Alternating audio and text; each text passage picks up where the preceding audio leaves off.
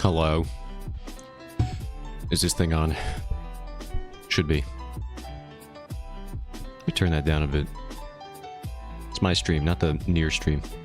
Although, probably would be better if it was just a near stream. Maybe I can stream near someday, he said, knowing that he probably would not. Hold on. Probably gonna hear my voice twice or something. Go on, YouTube. Hurry it up. I was, secretly uploading videos during these past 5 minutes, and none of you knew. That's my grave secret. My horrifying, twisted secret. Alright, let me just do it this way. This can go back here. Yeah, that's still loud? Or is it just loud in my headphones? It's just loud in my headphones. Okay. I just gotta check a couple things and then I'll be right into the stream. I'll be right into it. Bloody right into it, I think.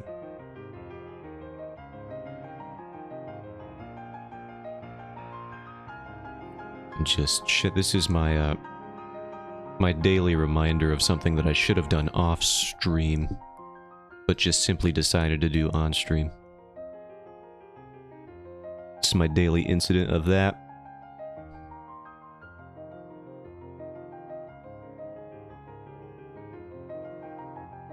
Oh, cool, I just uploaded the one where we, reported that guy for, putting sexual assault in his freaking comic. Good.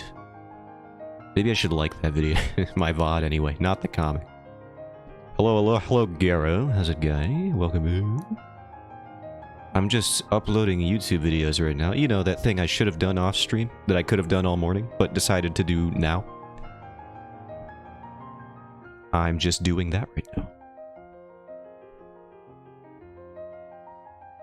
Here's Clip Studio. I'll put something on screen. I'm listening today, trying to go screenless today. I did see that. I checked the announcements, and I saw that. Yeah. Sounds good. Sounds good to me. This is an art stream, so I will say it's a weird choice that you've come to my stream today. When there are probably better audio formatted streams, I am sure, but I won't knock you for it. I know this is an unusual time slot, so I might be the only person streaming that you would watch at this time. I don't know. Is that the case? Because that seems likely.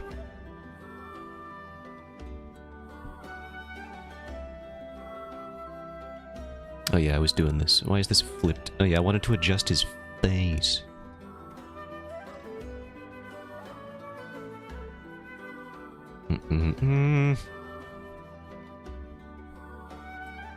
Why am I using my hand? I have a stylus and a hand with a pen. So many easier things I could do. Oops. Here we go. This is a near playlist, but all these songs seems to be remixed. So far they're not terrible remixes though. There was a bit of a weird thing where they were like blending, you know, kind of like, it says DJ mix. There's like a DJ in the title of this video. Let me see what that is. What do you call yourself, mister? Mixed by DJ Crow, K-R-O.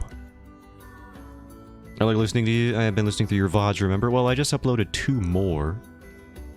So those will be good if you care enough to see those. The most recent one that I just uploaded, called Progressing at the Rate of River Erosion, includes me and Mask hunting down this guy's webcomic that I saw. He shows up on the webcomic subreddit. I've talked about him before. I will not mention him by name, because I don't like him, and I hope he gets as little attention as possible, but he has a depiction of SA in his webcomic, and then he's one. You could tell he's one of those incels that treats it like it's no big deal. So I was like, oh, we're gonna report that. Me and Mask, we did it. It's not a lot, but I'm hoping that we can just be the little voice that gets a comic like that thrown off the platform. He already got the chapter that had the depiction of the event removed from Webtoon, so that's good. But I would prefer it if he was just gone from the platform. So, you know, I'll try in my own little way. I'll use the report feature. I'll do whatever it takes. Get him out of here. Freaking weirdos. I don't like them. I don't think that's too bold of a stance to take.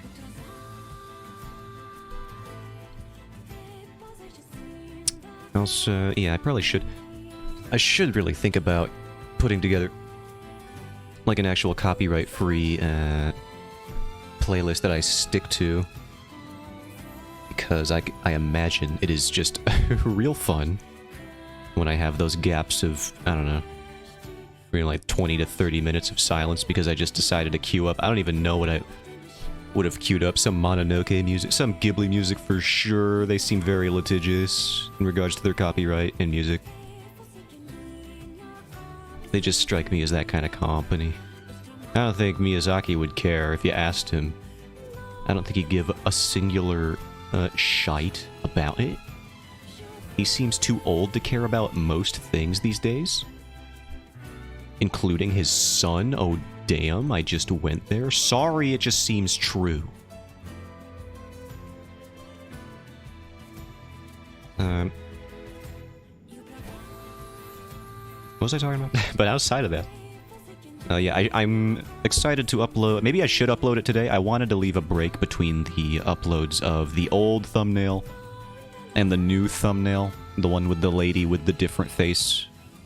I'll bring it up on screen for anyone who isn't going screenless today. Or for people who will check in, who can check in later if they so desire. Pretty sure I brought it up on screen anyway, so it's not the first time seeing it.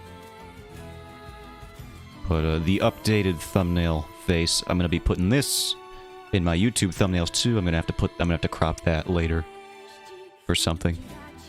Also, 26 followers after the raid. Not yesterday, because I was sleepy, so... Monday, pretty sure. So that's going nice. A number go up, very pog. We all love a number going up, unless it is our debt. That is a bad number to go up, and to watch go in that direction, with the eyes. Ah, damn, I'm glad I know, it was pretty sick.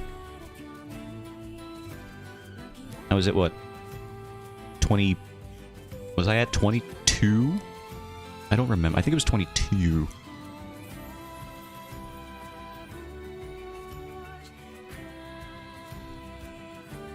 So that was nice.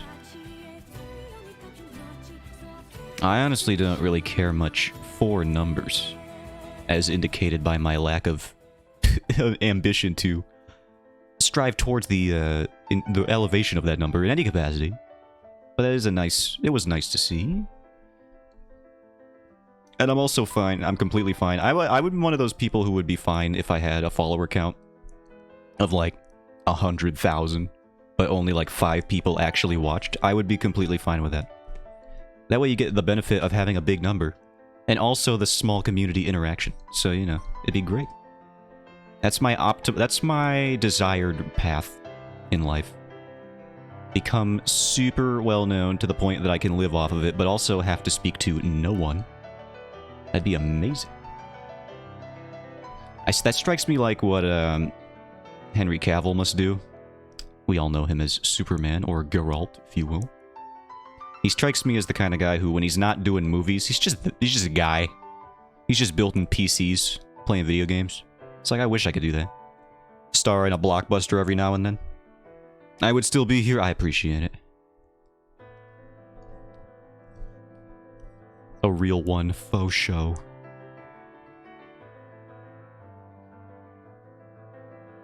So today, you would have to talk to me. I would be legally obligated to. Yeah, that is the truth of the matter. I wouldn't have to. theoretically, I could just willfully be ignorant of any and all contact.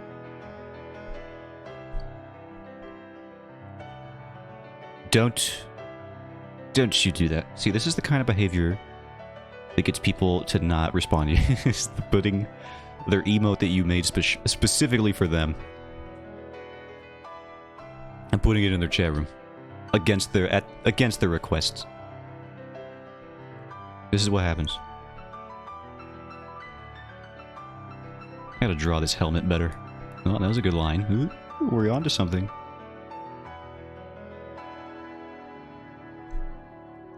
This helmet, this panel in particular, like I have the thumbnail. It looks fine. When I draw the rest of the dang owl, it looks weird. Wait.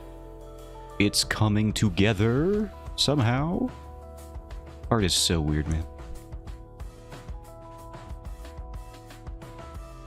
So my nephew, God bless him. That's mean. But it's not meant to be mean. It sounded mean. But I only say it because he's undertaking this task that I view as very challenging, even for someone with a bit more experience in just life experience. He wants to start a D&D campaign and wants me to participate, and he's like 16 or something. So and he wants to, I think, based on the language, I think he's going to try and DM it. So for a 16-year-old, I can only imagine that DMing a D&D campaign is like a Herculean task. I don't think he's fully aware of how much prep goes into a D&D campaign, but I'm willing to let him give it a shot, right? What kind of uncle would I be if I was like, oh, you're doing D&D? No. I am not going to make a character for that. I spit in his face. DMing is tons of work, I know. Don't I know it? I listen to so many D&D podcasts and live shows and such. And you just, sometimes I think about it. And I was sort of reborn into the, there's that learning curve where it's like you don't really know how much you don't know until you try to learn something. I tried to just make a character today for that campaign, and I was like, oh my god. I don't even know what I'm doing. What does any of this mean? And it's weird because you'd think listening to like dozens of hours of, maybe even hundreds of hours of D&D podcasts, you would be like, oh, I know a thing or two about D&D. You don't know nothing. Until you get in the weeds and start doing it yourself, start pulling all that stuff out of the ground, you don't know anything. Which edition? The most recent, I assume 5. We're not going to go into old school and start going, we're not going to get crunchy with the numbers in like, what is it, 3rd edition? Is that the one that's really annoying? For just stats, unless you like number crunching. I think 3rd is the one people like a lot. Maybe it's 2nd edition, I don't know. But yeah, definitely I am assuming 5e because that is the most recent and from what I understand the simplest one to get a grasp on. If you need help, let me know. I don't think I will need help. The only thing I need to get behind the wheel of is what is gained through playing a campaign, I think. As a player, I don't think I have too much to worry about, but as a DM, if I notice any issues coming up on that end, I could definitely throw his questions your way. If the need arises, and it might. A or ah. Hello, Mask. Why have you chosen this specific greeting today? That works. Yeah, we'll just see. We'll take it as good. Again, I don't even know. This is all supposing just like there is going to be an issue. Maybe he's going to be a DM prodigy. I have no idea. Maybe this is his calling, and by playing through this campaign, I'll discover like, oh my god. I'll have like the $1 million baby moment or like the Rocky trainer moment where it's like, this kid knows what he's doing. He's got something in him, this one. Maybe that'll happen. Maybe I should be optimistic. Don't know how I care. Yeah. So yeah, what am I playing? I'm playing a water genasi. I have the backstory all flushed out. If you guys want to hear about my backstory of my D&D character. Which I know is like about as entertaining content for to people as like, I don't know, maybe dream interpreting. So, I don't know. I'm typing without looking at the screen, so if you talk to me, I won't know. Sorry. Oh, that's true. They're trying to go screenless Mask. So just like, I'll respond. I'll just probably read out what Mask says anyway. I meant to say fleshed out. Don't type flushed out. Even though that is what I said. I was just thinking about water. I returned to school on Monday. Ew. I'm sorry. Rest in peace, comrade. The only good thing about school is that it ends at some point, and then you don't have to go anymore.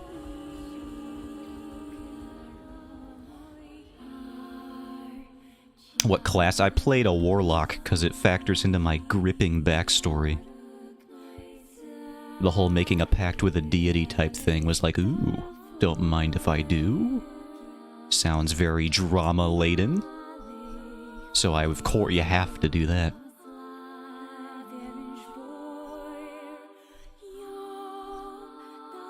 And his character is so small it can be flushed down the toilet. Don't you? He's a Ganassi. He's a normal human height. He's 5'11". I think that's what I put in the character sheet. As Ezra loves warlocks. They're pretty. They sound pretty cool. So I'm curious to see what happens when I get in there. Start doing stuff. I probably should have picked something simpler for like a first time playing the game. Maybe like Fighter. I hear that one's easy. But I did not do that. I decided to hurt myself. As I so often do. I choose the more painful option. Have you seen me drawing backgrounds for this comic? I don't do them often, but when I do, I'm like, oh my god, there's too many angles. Can't you just draw a freaking profile shot, Zozan? No. The books have to be shown in 3-point perspective. Or else it doesn't look good. A lot of spit going on today. That's just what happens.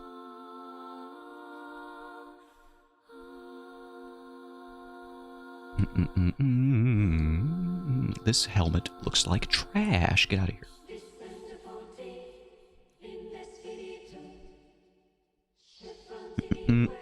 Although Azure does some weird character types, like the bear whose enemy is another bear that eats poop to gain power. Yeah, that's truly some homebrew type stuff. I ain't even... I could not comprehend it. I'll start with the basics, I think. I think that's a good idea for me. That's freaking awesome. Well, you got another fan.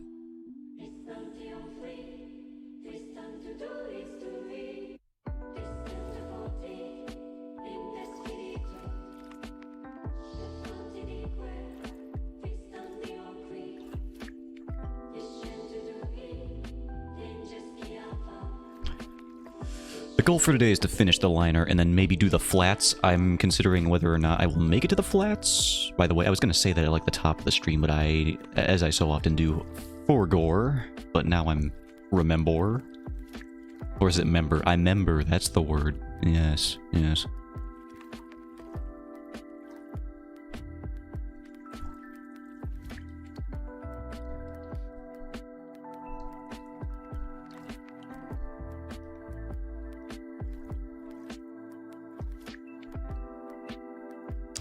My character, to cover their backstory briefly, since I think it is relevant to my stream content, as I do talk about writing sometimes, even though I've never published anything publicly. Not even a freaking Wattpad fanfiction, can you believe it? But, his story is a revenge story. His name is Kulsik, K-U-L-S-I-H-K.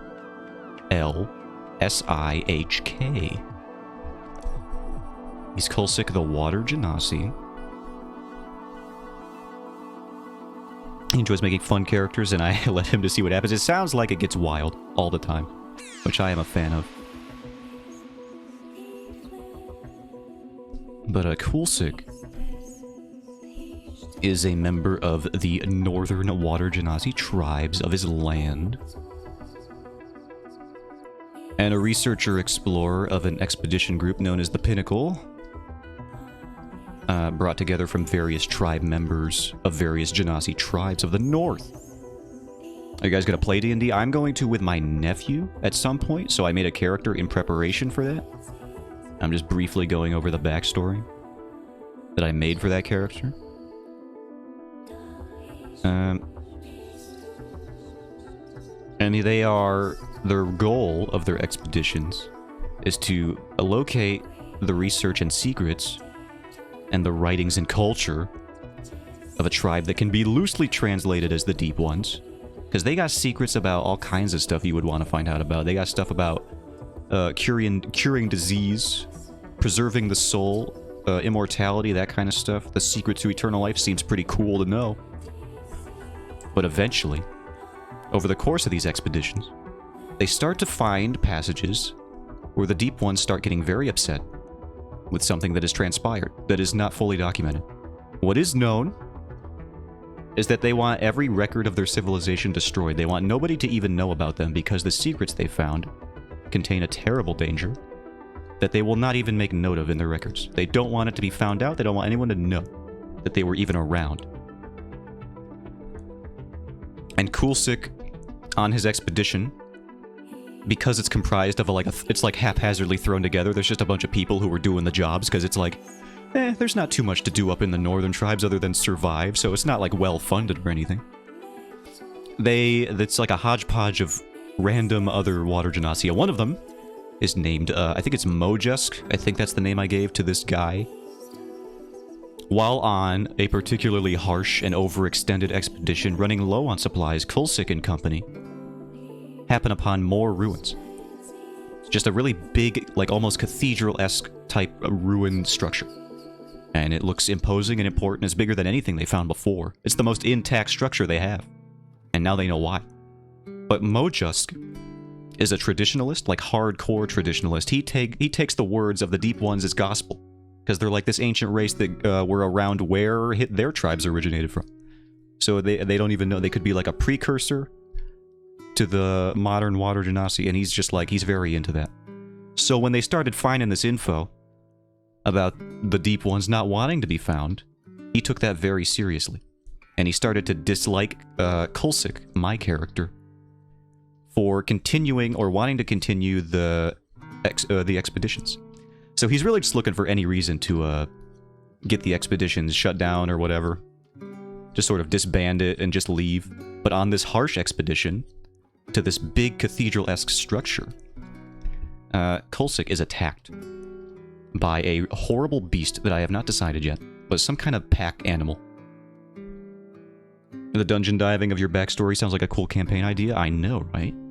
I was tailoring it specifically for this purpose. So I was thinking about it. And then, after this beast attack, Kulsik is in a state where he can barely even move. Think like, I don't know if you've seen The Revenant, featuring Leo DiCaprio. He's in that kind of state, you know, he can barely even move. So Mojusk, being a traditionalist and looking for any excuse to get the expeditions disbanded, votes to leave Kulsik to die, so that the other members have a better chance of escape from this beast and its pack, which are likely still prowling around, even though they fended it off once. And he gets the rest of the party to agree. A very big freaking squirrel. It was a large squirrel what killed Kulsik, almost.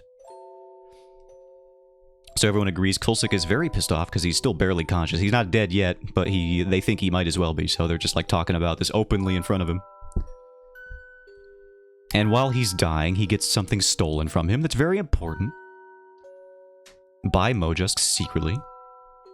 So he's on a revenge quest to return to give back what's his. Freaking give what's what to Mojusk for being a dingus. And all. Yeah, what an ass. I know. It wasn't even necessary, but he just did it anyway because he sucks. And he's gonna go back to finding back stuff, or at least try to go back to finding out stuff about the Deep Ones. Because his whole motivation for getting into this expedition stuff in the first place was that he has a mysterious illness. Not even so much a mysterious one, but just like, you know, a rare illness that he's had his entire life. Some sort of chronic type condition. And he wanted to cure that, because that's where one of the secrets was curing disease, and the other one was immortality. A tiger squirrel. Like some sort of giant scrat type creature from Ice Age, except just 40 feet tall. So the whole crux of Kulsik's story is a revenge plot that he wants to fulfill so that he can get back to his original motivation of trying not to die slowly, as most people would not want to do, so he's trying to fix that for himself. And so he goes on that quest. That's his whole grand thing. And the reason he's a warlock is because while he was dying in the snow, attacked by this dire squirrel. Maybe it will be a dire squirrel, I don't know. We'll think about it. I'll think about it. You know, that's when the pacts are usually made. They're like, hey, you want to not die? I can help you. You want some help, buddy? You gotta do a thing for me, I'll make you live. Then you can keep doing whatever you want, mostly. Just gotta do a few things along the way. So, yeah, he's brought back to a stable point by this being in his moment of crisis. And then he can go on his revenge plot. And so that's his backstory. That's the backstory of Kulsik. Getting betrayed by Mojusk, a freaking tool of a man. While trying to research the Deep Ones who don't want to be found at all. Because whatever the secrets they had were, they were very bad apparently. They had some negative repercussions they were not privy to until it was too late. And so I think that'll be a fun... I left the secrets that they had, or like what the secrets entailed, a little vague, because it's like... I feel like there's part of a relationship for every D&D campaign between the player and the DM. I think before every D&D campaign, what should happen, if you're looking for in-depth world, if you want to get into the weeds of it, you gotta have your DM. That's a fantastic backstory. I appreciate it. I did work on it all morning, because my nephew was like, you gotta make a character, because we plan on doing this soon. And I was like, oh man, that leaves me so little time. So I did it this morning. So now I did that for like 3 hours today. And that was fun doing that. I already have his appearance in my mind as well. It's gonna be cool, I think. He's got blue skin, white braided hair, that water genasi have like fins for ears usually. So it's a bunch of cool aesthetic stuff. And then mixed with like the fantasy Inuit type aesthetic that often happens. Like with water benders from Avatar. It's gonna be neat, I think. Anyway, I was talking about the relationship between the DM should create at least an outline, doesn't matter how in-depth, just has to exist, of a setting. And then the players should make characters that will not fall apart when placed into that setting. That is the bare minimum that, in my opinion, should be done before a campaign starts. So I left the secrets of the Deep Ones vague enough to where, in this setting, the DM can kind of just ad-lib and flesh that out, F-L-E-S-H, that out, to their heart's content. And also it takes less work on my end, because, I don't know what the Deep Ones found. That's for the DM to figure out, and put in their setting. So freaking go hog wild with it. I just know that they have a secret, and it went bad. And I think that leaves a lot of freedom for both me and the DM, in terms of a backstory. They don't want to be found. They don't want other people finding out their secret. It's a bad secret. Like, yeah, maybe you could live forever, but also, oh my god, dude, you do not go in there for like at least 15 to 20 millennia. Please. It's the least you could do.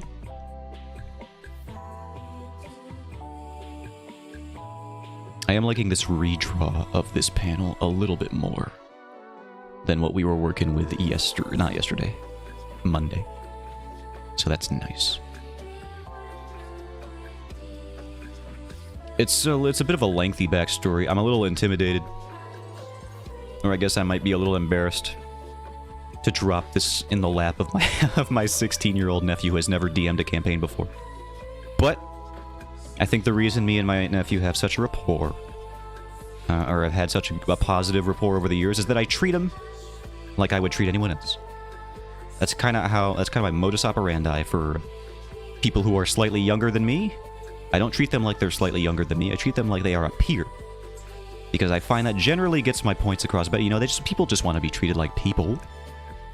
So, I'll just give him my annoyingly convoluted and long-winded backstory and just see what he does with it.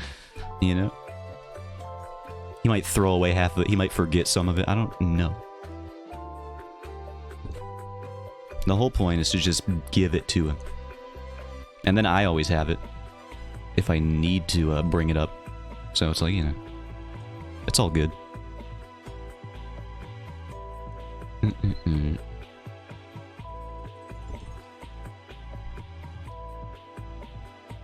I had to look up so many things from the player's handbook, though, today. He will sink or swim, but I hope he has fun either way. Me too. That's kind of my mindset going into it.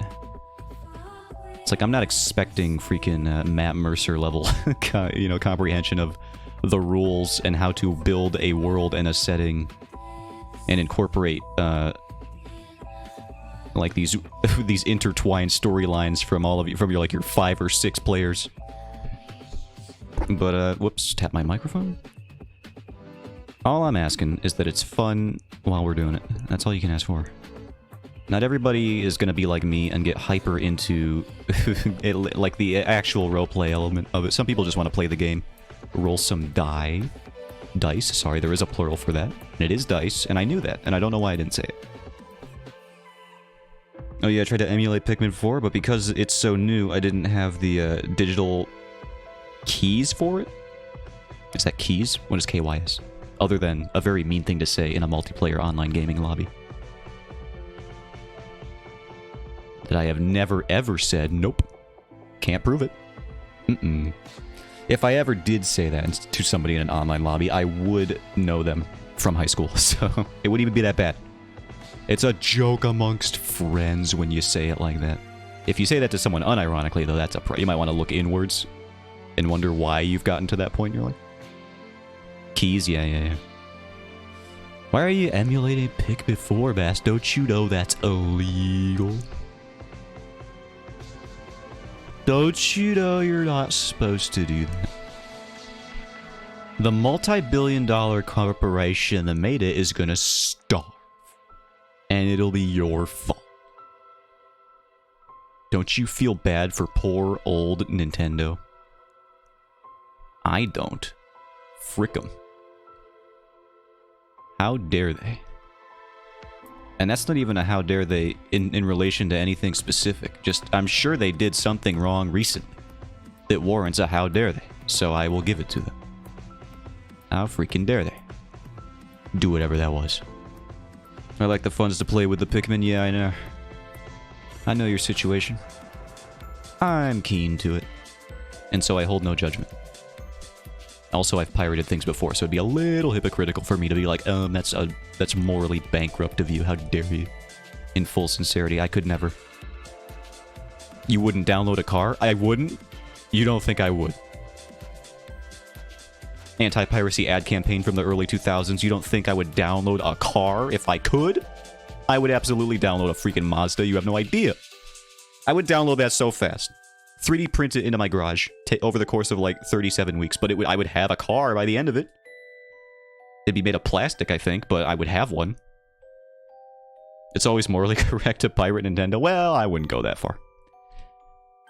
They do publish... Do they publish? I could have sworn they publish some independent... They publish some independent projects sometimes, like Cadence of Hyrule. Remember that one? I do. From what I hear, it's a solid game. And if you pirated that, that would be rude, because that's an independent game studio. Published and licensed by Nintendo. To make that game. So, I guess in rare circumstances, do not pirate those games. But yeah, like a first-party title that they developed, it's fine. I'm sure they'll live. I'm sure they'll manage. Especially if they're not getting a sale out of it anyway. On account of you not having money? I also, I like agree with the Pirate Nintendo mantra most of the time because they just never re-release old games. Like the GameCube is dead. Only because Nintendo doesn't want it to live. And it's not fair to the GameCube.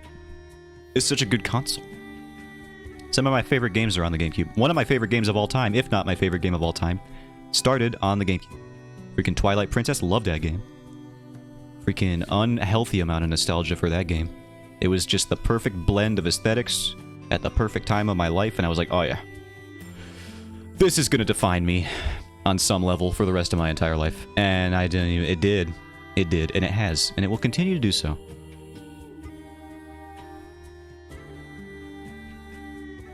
Freaking... It's just so good. It's just like the weirdest, slightest level of dark surrealism and fantasy elements, and I'm just like, oh yeah, I'm into that one. I'm into this one a lot.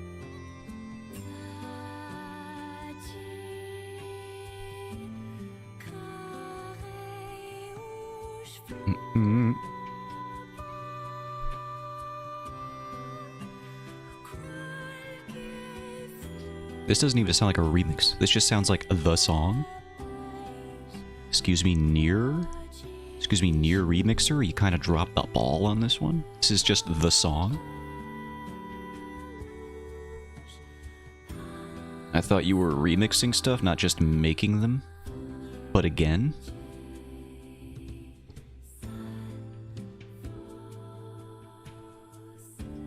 Also, you can't pirate the stuff that Retro Studios makes from Nintendo, even though they haven't made a game for Nintendo since, I think, Tropical Freeze. So you don't oftentimes have to worry about that.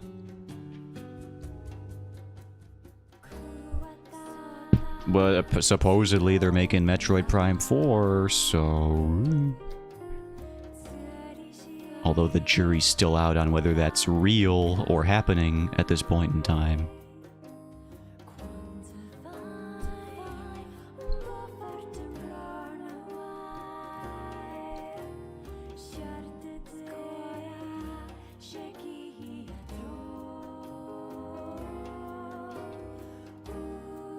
I think this finger needs to be outstretched a bit.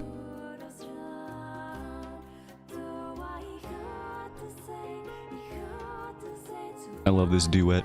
It's great.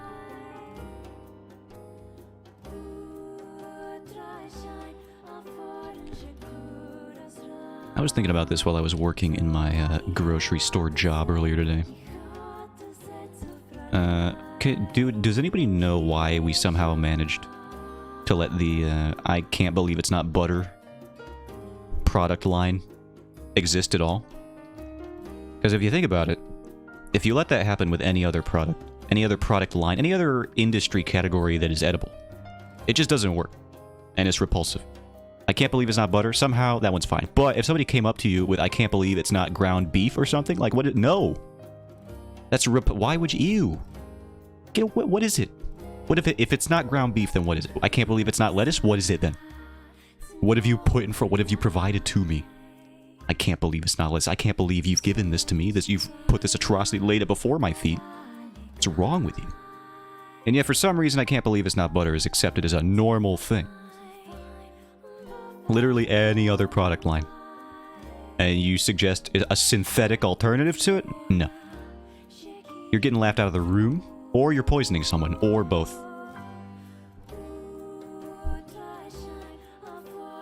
It's because of margarine. Freaking margarine is just like food plastic. And that's my point. This is the problem with America. The only one, as a matter of fact. It's crazy, but I found it. I can't believe it's not human remains. Well, if there's a product in the store and it's called I can't believe it's not human remains, I would be a little... I would be honestly relieved, because that's like the one thing that I'm worried that meat could be if I'm in a store that I would not want to eat. There's like a lot of I'll be honest. When Taco Bell came out saying that they used horse meat or something, or that there were traces of horse meat in their tacos, I don't know, some many years ago, I was like, you know what? I'm not even too bothered about that. Sure, it would be unpleasant for me conceptually to eat some animals, like dog meat. I would be very upset, but I would probably do it. Just because, you know, it's like, I don't have too much of a moral dilemma around eating that. As long as it was ethically sourced, as ethically sourced as it could be, I would probably do it. But like a human remains, I wouldn't eat those. Number one, you can get diseases from eating human remains more easily than you can from other types of meat. Like there's a brain disease that you can get from eating human remains. This happens in tribes that practice cannibalism. I would not want to undertake that risk, I don't think. Did you know that where I am from, it is against the law to have margarine and not butter as an option? That's a smart location. I think they could do a little bit better, though, and just not make it illegal to have margarine at all. That'd be a good one. No margarine for anybody. Then everyone would live longer, because it's food plastic. Specifically in restaurants, I agree with them. That's all I'm saying. I agree with this mentality. Margarine is a sin. And it's not even the best substitute for butter. There are better butter substitutes. You know what? If I ever made a butter product, a substitute, that would be my slogan, by the way. You can take it, but you're gonna have to beat me to it. Because I'm starting it today, actually. I'm trademarking that. It's the better butter substitute. See, it just rolls off the tongue. Like margarine, because it does not absorb moisture or something. We love our dairy here? Absolutely. Even though it does cause me increasing levels of gastrointestinal distress the older I get. Because that's how I'm only 23, but it does have it's starting to have effects. Because I think as you get older, you just start to have less of the enzyme in your body that digests dairy effectively. Pretty sure I read that a couple times over the course of my life. Wondering why the milkshake I drank 2.5 hours ago was hurting me. But yeah, so you gotta eat your ice cream while you can, or eventually it will just leave you the ability to do so and not feel like garbage. You'll have to eat like lactase, or no, not lactase. What's the pill? They make pills for it, I'm pretty sure.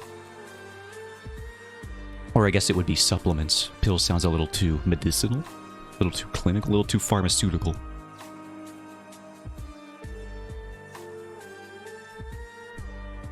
I mean, technically humans are not supposed to consume milk of other animals. Yeah, that's another thing. Only we have the milk for our species, and then some dude was over here being like, got milk? And then the rest was history. It also had something to do with, like, the tens of thousands of years that, or not the tens of thousands, well, I guess just thousands of years. How long were we in BC for? I don't remember. I think we're only like a few, like 20,000 years old or so. How old are we? I don't know. Can't be that old, though, as Homo sapiens. Theory is good, I agree.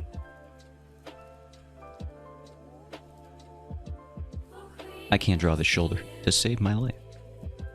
But, you know, there was civilization, and the gene for those who could digest dairy from other animals, and the gene for those that couldn't. Well, you can probably guess which one sort of took on as the dominant gene for survival. Of course, the gene that allows you to have an additional source of energy and food and calories sort of propagated and proliferated itself. Meanwhile, if you could not consume dairy back in the caveman days, you were probably gonna you're just gonna eat it at some point. You're like, I can't eat the dairy, and everyone else that could is like, well, I guess you're just gonna have to starve in that cave over there. We haven't invented irrigation yet, so it's like, I don't know, man. Sorry. We only have so many berries and leaves that you can chew on before we have to go to the milk and the cheese and what have you.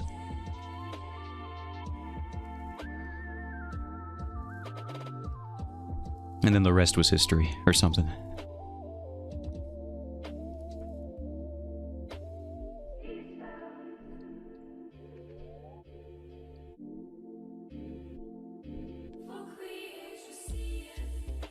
Alright, let's flip this, and then we'll just have to move on. This looks much better than the one I had yesterday, so I will... This looks fine. I will keep this in this panel.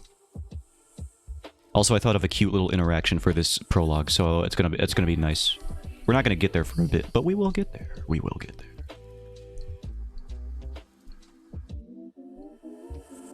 It'll be between the husband and wife character. And the rest was history or something. That's just like how my anthropology professor told me. And then they left the room to go smoke cigars.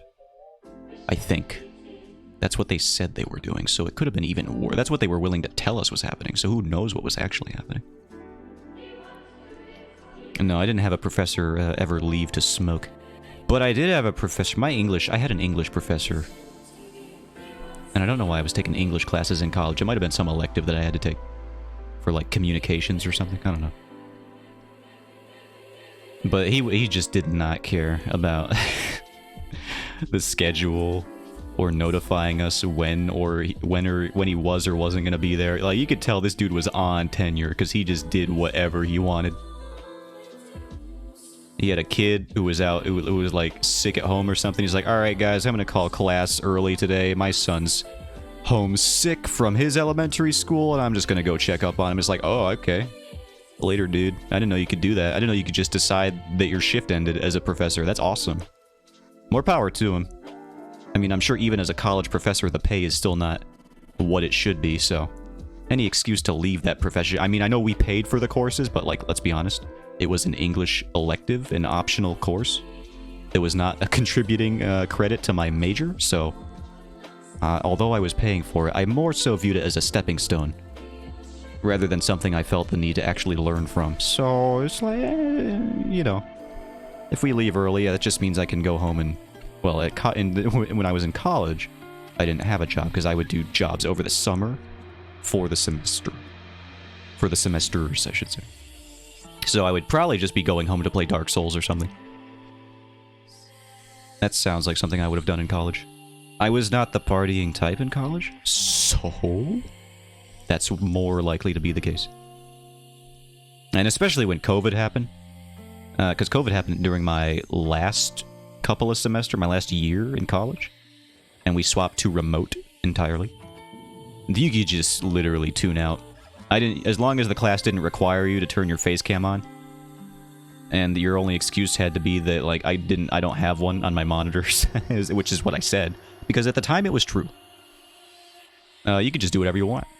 You didn't have to be present or cognizant. As long as you passed the exams, they did not care. And it's like, oh yeah, dude, this is the best way that school has ever been. It was the LAN partying type of college. I wish. I didn't have a friend group in college. I just knew my homies from high school in Discord. I didn't meet anyone in college. I was very nose to the grindstone for most of my college days because I was trying fruitlessly, as it would turn out, to actually learn how to be a decent graphic designer. Funny, considering how many opportunities I've had as a result of my degree, which is to say, 0. But LAN partying would have been dope. I've seen pictures of people getting crazy with LAN party setups. There's that one image where they didn't have enough room for everyone to be at a desk at the LAN party. And they duct taped one of their friends to the ceiling with his laptop or whatever. I don't even know what you would search to find that on Google, but it is very funny. Let me see if I can find it, and I'll bring it up on screen.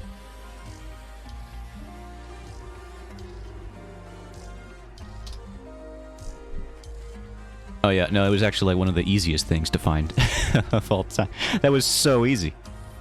Oh yeah, I found it. They're playing CSGO, it looks like. I remember that image, yeah. The guy taped to the ceiling. If anyone hasn't seen it, this is the image. Do I have it on screen right now? Just making sure I don't have all of my hentai on screen. I don't have hentai on screen. But I could, but I don't. This one. Yeah, this image. This is a good one. He's just hanging from the rafters. Look at him. That's impressive. I love this picture. That's enough. There's enough of that picture. For now. Ugh. The absolute length that people will go to fit all of the homies in the basement and accommodate them. We were just in our college basement with a Switch to play Halo, trying to break it as much as we could. Yeah. We got a tank glitched on a tree. That's pretty good.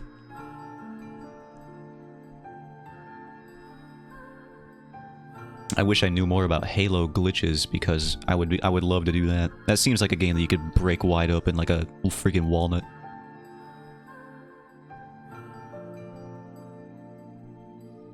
I wonder if like there's some speedrunner tech videos. I know there are for sure that tell you how to do that to the most optimized degree.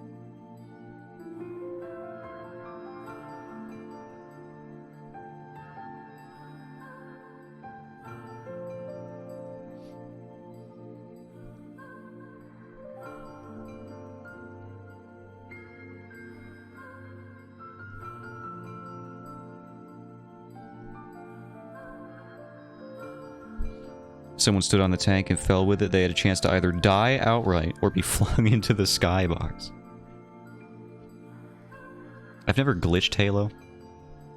But when me and my nephew, the same one doing the D&D campaign, started playing Halo 2, because we started working our way through the franchise, we have to get back into that. We're on Halo 3 now. But it's been a bit since we picked that back up. The only thing that I've done that even resembled a glitch was like a frame-perfect input to yank him out of, what is it, the Banshees, the flying vehicle? While he was trying to dive bomb me. And it looked so funny. I laughed really hard when it happened. I remember it like it was yesterday. It looked like it should not have worked at all. Part of the laugh was just hysterics that I was still alive, because he was going to kill me. I have to fix this arm. But then no, I yanked him. I yanked him and threw him, and then it was my Banshee.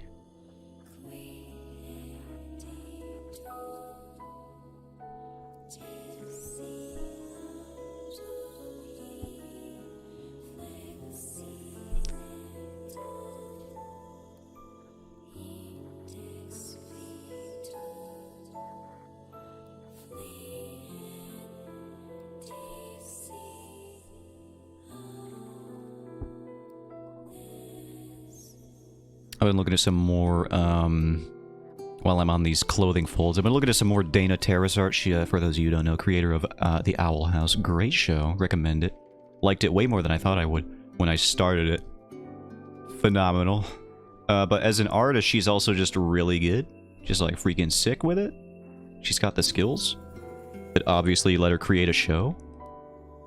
And she's really good at doing, some dynamic clothing fold stuff, so I want to do some studies of her work to see if I can improve my own at some point. I've done studies of actual clothing folds, but it's the stylization that you gotta look into at some point. There's only so far that realism can get you, ironically enough. You also would play on the smallest maps and then use only rocket launch. Sounds like a nightmare in the best way. I've heard the Owl House is good. I love that show. Very good.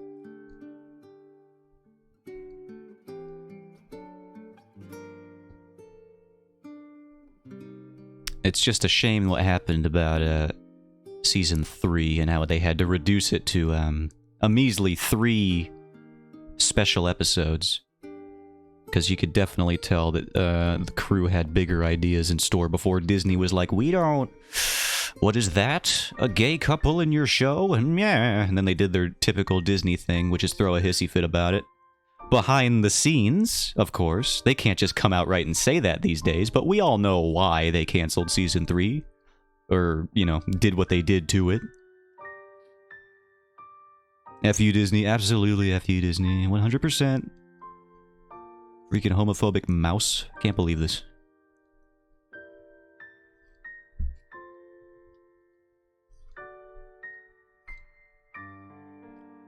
But, you know... We still got a Season 3 in a way, so that's really more than I expected. And I still think it's funny how, since the tensions were rising about, on social media anyway, about Disney potentially cutting this show because of its a lesbian couple. In Season 3's first special episode, there's just like a full-on montage of like bi representation, and it's just so funny because you know the executives and the higher-ups were just gritting their teeth, being like, "Yep, Dana, you can have it.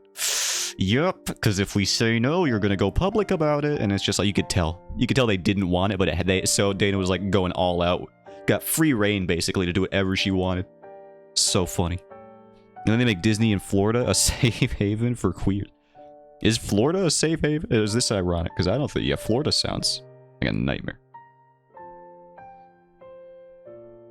Didn't they do the, what laws did they repeal recently? That were, like, not good for them to do? Probably a bunch. Probably getting into politics real heavy with this one. So I'll try to avoid it. But all I know is that Florida is a wacky, funny little place. And they do a lot of funny, wacky little things. So they are combating DeSantis. They threatened to move the state? Physically? I mean, they probably could. It's made out of sand, mostly. And water. So, You could kind of push Florida away with a squeegee if you wanted to, a really big squeegee. You gotta be careful though, it'll just turn into a big sinkhole if you push too quick. Disney threatened to move out of Florida. I see how it is.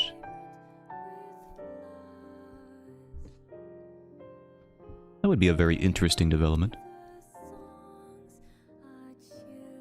This guy's got freaking Luke's forearms. Christ. Dr. Morris. Slimmed down for like a sec, brother. What's up, brother? What brings you in here today? Dude, you look huge.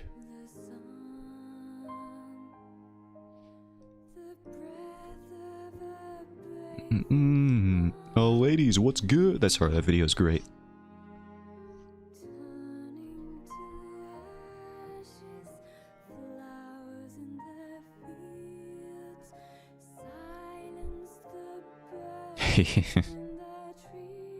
Then Chun-Li drive impacts him into the dirt. Have you guys seen that wedding Chun-Li figure? There was only like 400 of them made or something. Wedding dress Chun-Li. She's wearing like a garter belt on her thigh, and then all the comments are like saying the same thing. It's like, bro, for Chun-Li to be wearing an elastic band around her thigh, that must be made of adamantium. It must be made of freaking tungsten, dude. And it's like, I'm inclined to agree. I don't think there's any sort of... It's a miracle that anything Chun-Li wears on her legs would last for more than like a week. With how freaking gigantic her quads and calves and everything else relevant to a leg are. Freaking gastrocnemius and all that. Swole. Gastrocnemius sounds like the name of a 90s anime, does it not? It's just a muscle, but it sounds like a 90s anime. You can't imagine coming home on Saturday afternoon and booting up an episode of Gastrocnemius. I think I could definitely see it.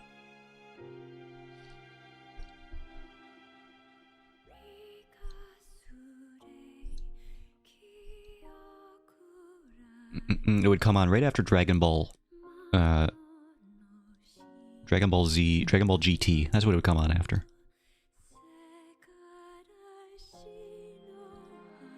Like, oh man, what's gonna happen with Omega Shenron? Don't care. Coming up next, Gastrocnemius. It's like, oh, I love this one.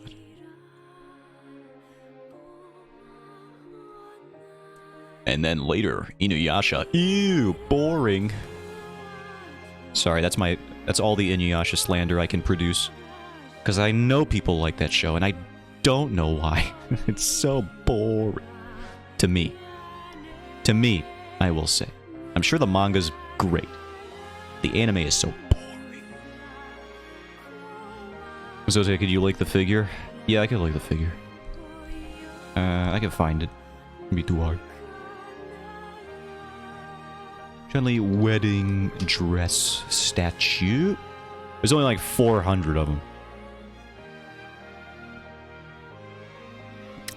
Oh, it's like $700. But it also looks so dope. Here, you know, I'll link the black one because that looks sick. This is on eBay and it's still like $700. I think on the bottom of it, it says like PCS exclusive, but nobody's showing the bottom of the figure, so it's like, what do you want me to do?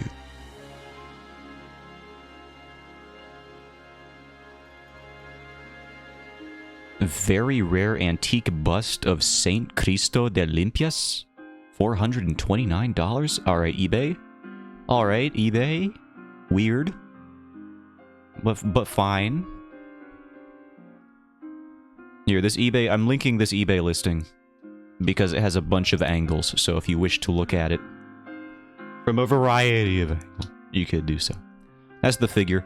I've been seeing it on Reddit, and I've been thinking, like, man, if I had that much throwaway money, I might.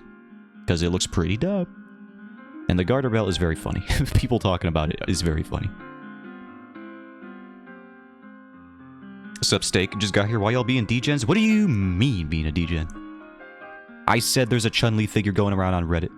People talking about her garter belt not realistically being able to survive. And I agreed, and then Mask said, can you link the figure? And then I linked the figure. What part of that was in any way degenerate? It's a very cordial and respective interaction. Respectful, not respective. That's not a word. Anyway, Substake. Also, you're one to talk. Ada Wong foot connoisseur. Emphasis on the sewer.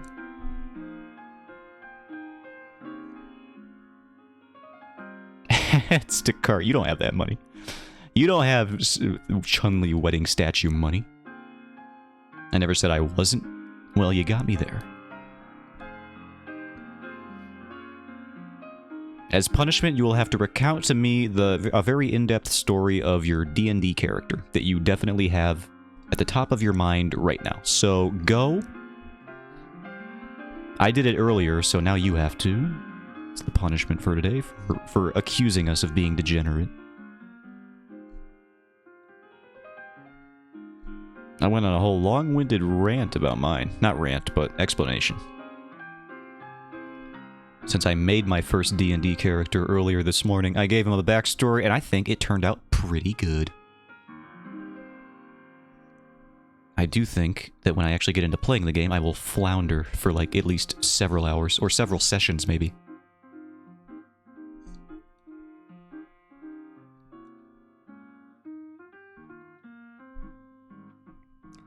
One of the figures I genuinely do want, outside of, degeneracy. Hold on, just looking at the garter belt a few more times. Yup, that looks neat. Anyway, going to... There's these Monster Hunter figurines. Or giant statues. And there's one in particular that I want. Tieflin, he grew up on the streets as an orphan, struggling to survive, gave foot massage to the rich folk to get by. He would. I should have known. You're starting at level 1, you should be fine. Yeah, we're starting at level 1. We're not going crazy. Where is the one that I want?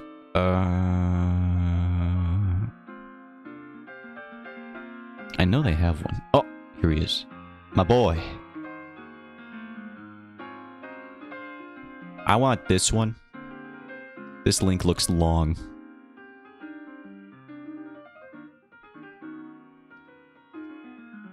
This is the one I want. This is a dope figure. Look at the boy. The emo dragon. He looks so sick. I would not buy it from whatever website this is, though. I've never been on this website before, by the way. It's just the first one that I found the figure at, so I don't know what this is. But Gore Magal is pretty cool. I like him. There's some really crazy Monster Hunter figures, though, where they're like 3 pieces and they're like 1/5 scale, and it's like a Zenogre fighting 2 people. One's got a switch axe swinging around. There's lightning bolts everywhere. It's crazy. It's nuts. I could never. They cost like $1,000.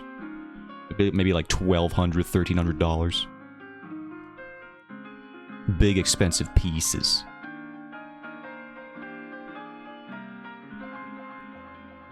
I could have bought the... I don't know if I should link this figure. Because as soon as I link it, you're gonna wonder why I know about it. I'll find it. Do it. I'm looking at it now. Oh my, I can't stop laughing at it, dude. This is the worst. This is the worst figure I've ever seen.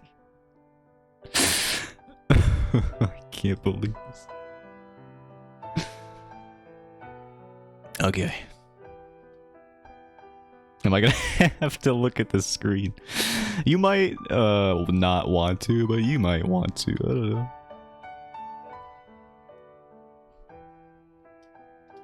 Don't ask where I found out about this figure. That's my one condition. You're not allowed to ask where I found it.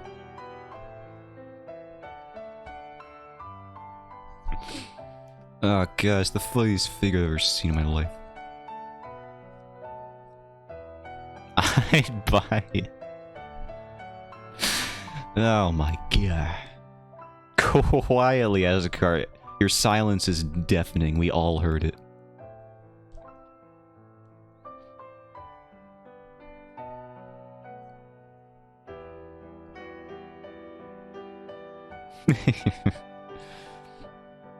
Should I drop my sauce on Zoro's dinner tonight? I don't know why it exists.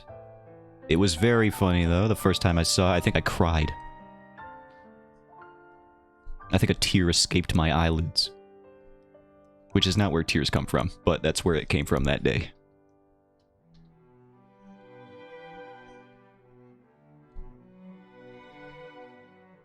Yeah, that figurine is so funny.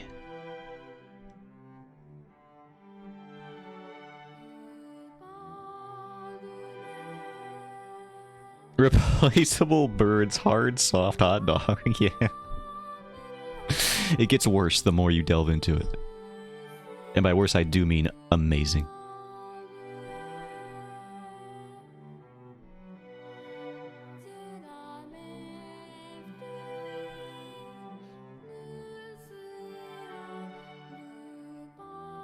Sus. Very suspect, very sussy baka of them to make that. Whoever they are. I hope never to meet them. Emphasis on the meat. Sorry, you didn't deserve that. That portmanteau. Sure looks over at my screen. Is that the One Piece dude? Indeed it is. Sanji bearing his whole One Piece, as it were. The One Piece is real. And we get much higher, higher, so high. That meme will go over some people's heads, but I hope somebody gets it. Maybe that's where it came from. Maybe that inspired that figure. That meme.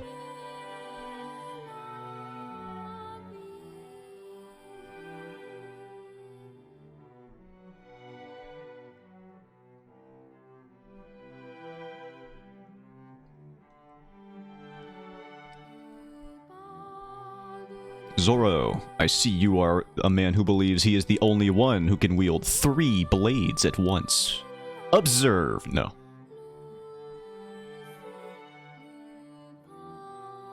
I wish I had the constitution to start the series over again and catch up. I don't. I would never. And I know I don't have it in me.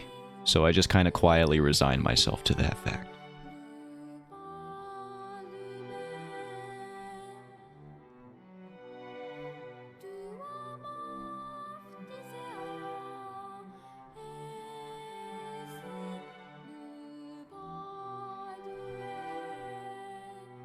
I would read it if I ever were to get into it, obviously, because that's what they tell you to do.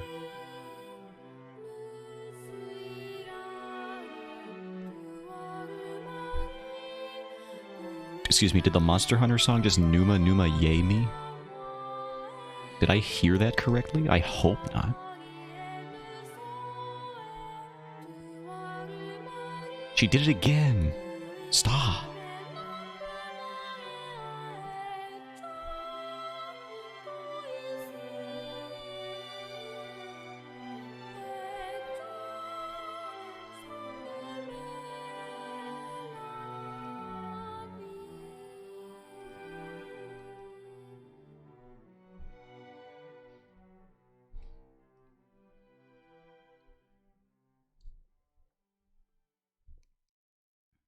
Yeah, we can definitely finish the line art today. I just really have these guards here. And they shouldn't be too bad. Couldn't decide on which of 2 tarot cards to put you, so you were on 2 now? Tarot cards. Are you doing a reading without my knowledge? Am I going to die? Oh, we're out of music. I gotta. Oh god, the Sanji figurine. It's just a hot dog straight to the face. Oh man, I wasn't ready for that.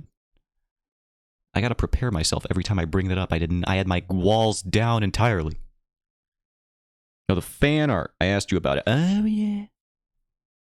Am I on the fool? Said I could make you into one. I did. And I stand by that decision. I'm definitely on the Fool. There's no way I'm not on the Fool, dude. No guessing. I'm right.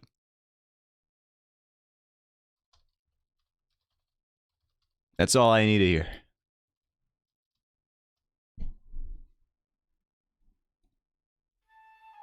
I said I was deathly adept at picking up on context clues, and this is definitely one of those moments.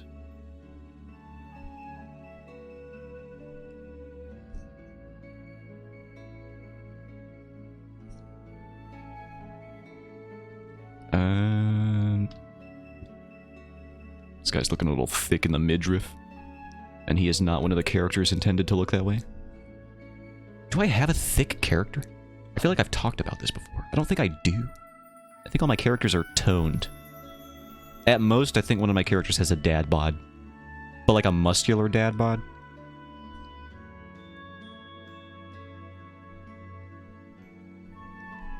Like the kind of strongman build where it's like, he doesn't look shredded, but you know, if you asked him to push over a car, he could do it.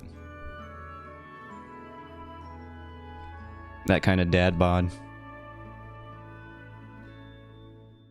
I could have just said push a car, but no, push over a car was the thing that came to my mind for some reason. Could freaking knock a car over.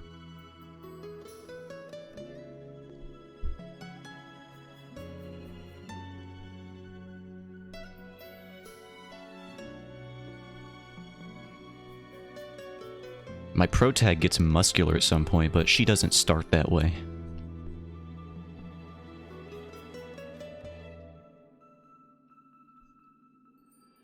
Starts off as a fairly skinny lady, so...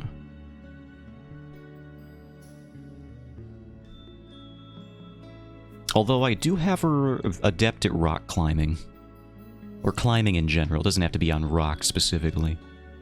At the beginning of the story, so maybe she would have some core strength, some tone, now that I'm thinking about it.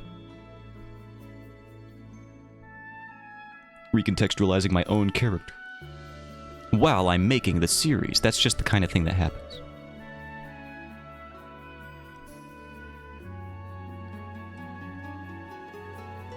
If you're not changing your story midway through making it, are you even doing storytelling correctly? I'd say no. I'd say part of the process of storytelling as an author is to constantly change. Like, sure, your characters have to remain consistent, but the more you learn about something, naturally, the more your perspective is going to change on it. And you can reflect that in your character's arcs if you think it's an improvement on the, I don't know, the meditation of the theme, or the character's response to the theme and plot elements that you have, you know, that kind of thing. I watched a video about, in regards to writing today. I think it's a time for my semi-streamly writing discussion. I watched a video about why treating violence realistically, in the sense of its randomness and chaos, in writing is often bad because it leaves things to chance. Which in very rare, you know, obviously in writing there's always an exception. Like there's always some story that has done it effectively, that has broken the rules effectively, but for the most part, you don't get the most drama out of a scene or between characters by treating death as random and realistic. Like just if somebody goes out in a battle against an army and they're like an important character, but they just die in the battle because, well, that's realistic. Of course, they are most likely to die in that interaction. It's like, that's not interesting. They didn't really die as a result of a grand culmination of their own flaws or decision making. They just kind of they just die. And it removes the agency from so many components of your story. Your protagonist, your antagonists, all that stuff. So treating death or character violence, violence between anybody in your story, you gotta do it carefully. If you're gonna do it so that it seems like random chance, you really have to tailor your series to that kind of subculture and build your audience around that idea of like, oh, who's gonna die? Anybody could die. It's crazy. Kind of got to facilitate that really early on, and then commit to it. And then at that point, you're telling a very different story than what you would have been with a more traditional narrative. So treating violence as realistically as you can is very hard to execute. Like AOT, yeah, like AOT, but I would argue even Attack on Titan tends to avoid treating it so realistically that, like, most of the protagonists die. Attack on Titan or Game of Thrones? Yeah, Attack on Titan, Game of Thrones. They brought up Game of Thrones a lot in the video that I was watching, actually, as a series that perpetuates that kind of thing successfully. And he actually, the guy who made the video, I'll link the video, actually. I think it's it's an interesting watch. And this channel has been so insightful when it comes to me looking up just quick writing advice.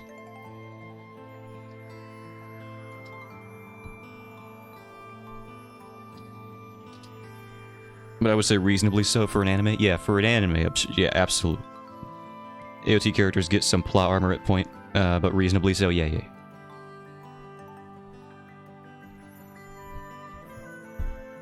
This one. How realistic violence ruins movies.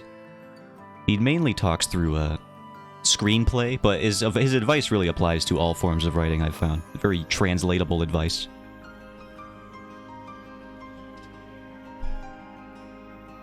But yeah, local script man. Very interesting guy when it comes to talking about writing. He says a lot of things that not many other people are saying in the way that he says it. And it's very clear. So I like his channel a lot.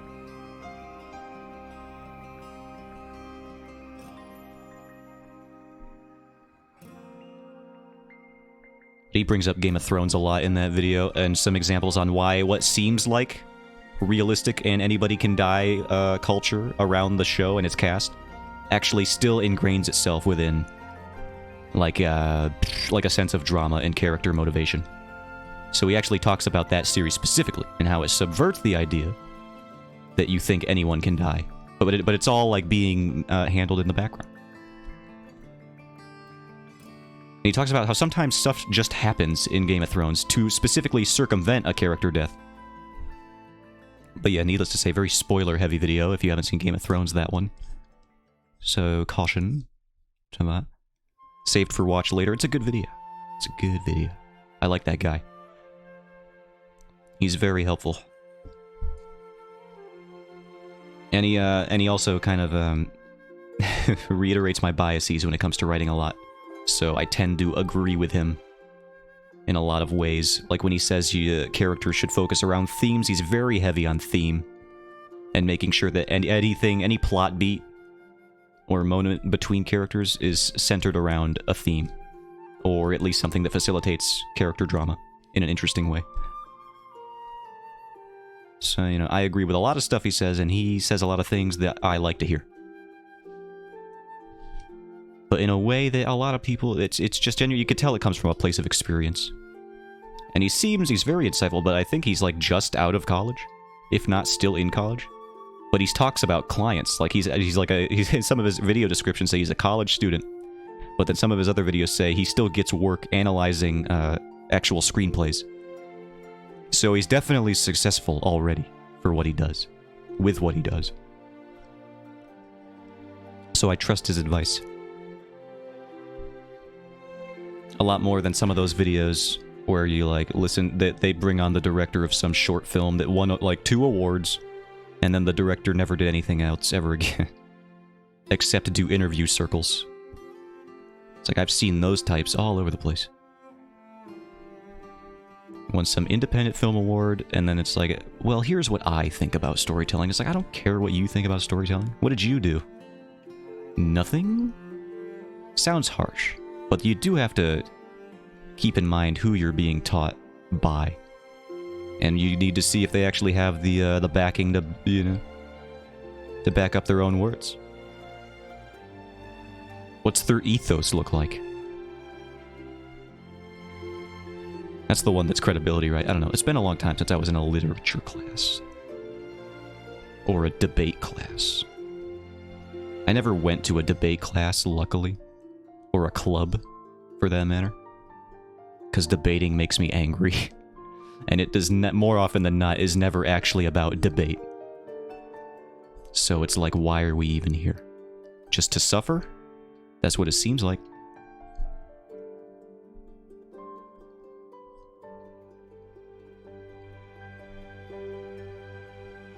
Thank God I finally got this sleeve ready. Oh my god, made me want to die inside.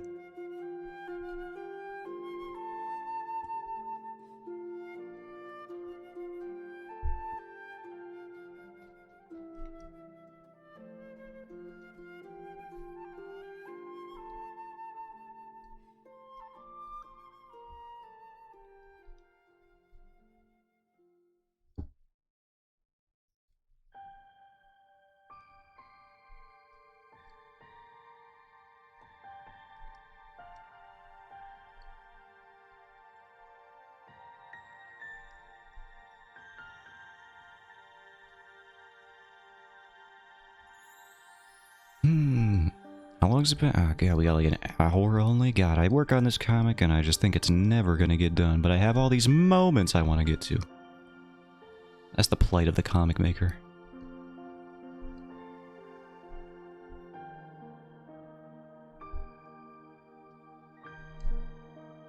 We all start off as our own Icarus, and we do inevitably fly way too close to the sun, trying to make this thing.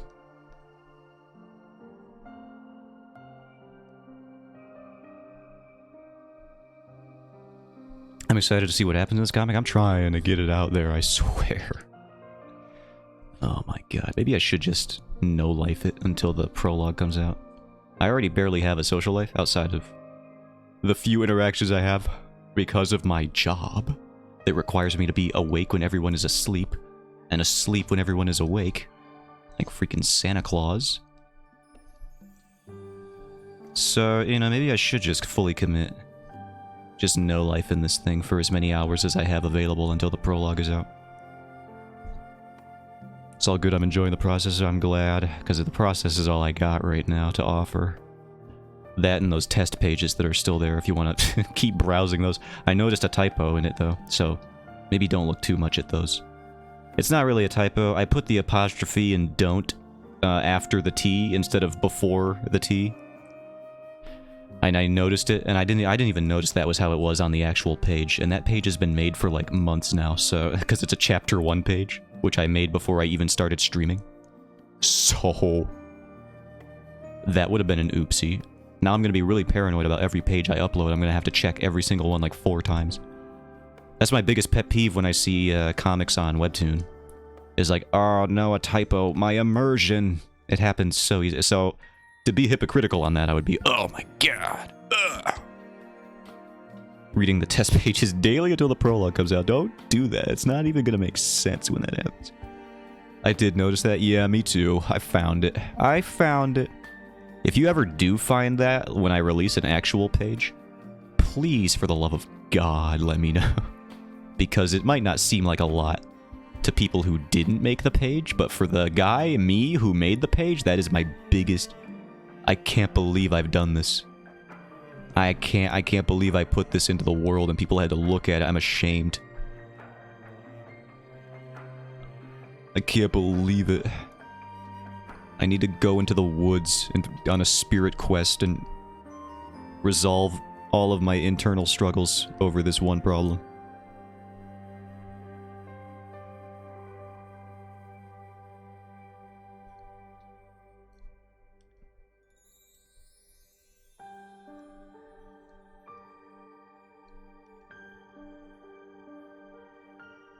Find some hallucinogenic herbs and go on and elevate my state of mind so that I can just cope with the fact that it happened.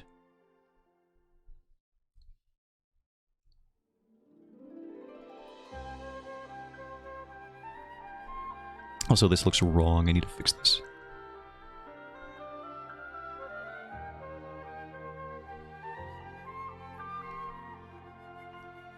It should be more rounded for the foreshortening that's going on here.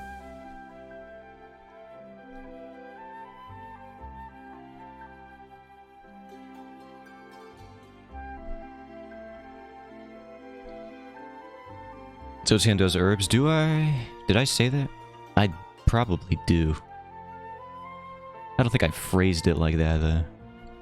I don't do herbs. My friends do herbs, so to speak. Talking about the devil's lettuce and all that. The Mary Jane, the Tom Petty. The ganj. What else did I call that thing? The sticky icky? I'm not a narc, I just don't know what weed is in the common tongue. What is that emo stick? Do you know what weed is? You have to tell me right now.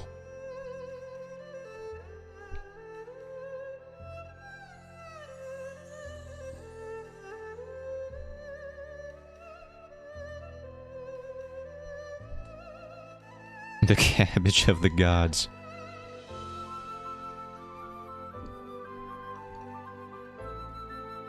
'Twas what they called ichor in their day.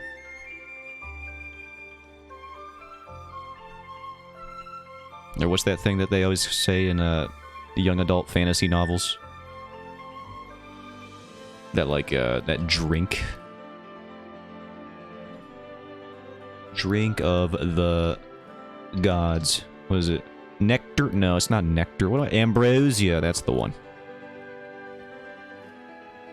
I've never used an illicit substance in my life. Don't spread slander. I wasn't spread slander. I asked a question, God. It's a simple question, my dude.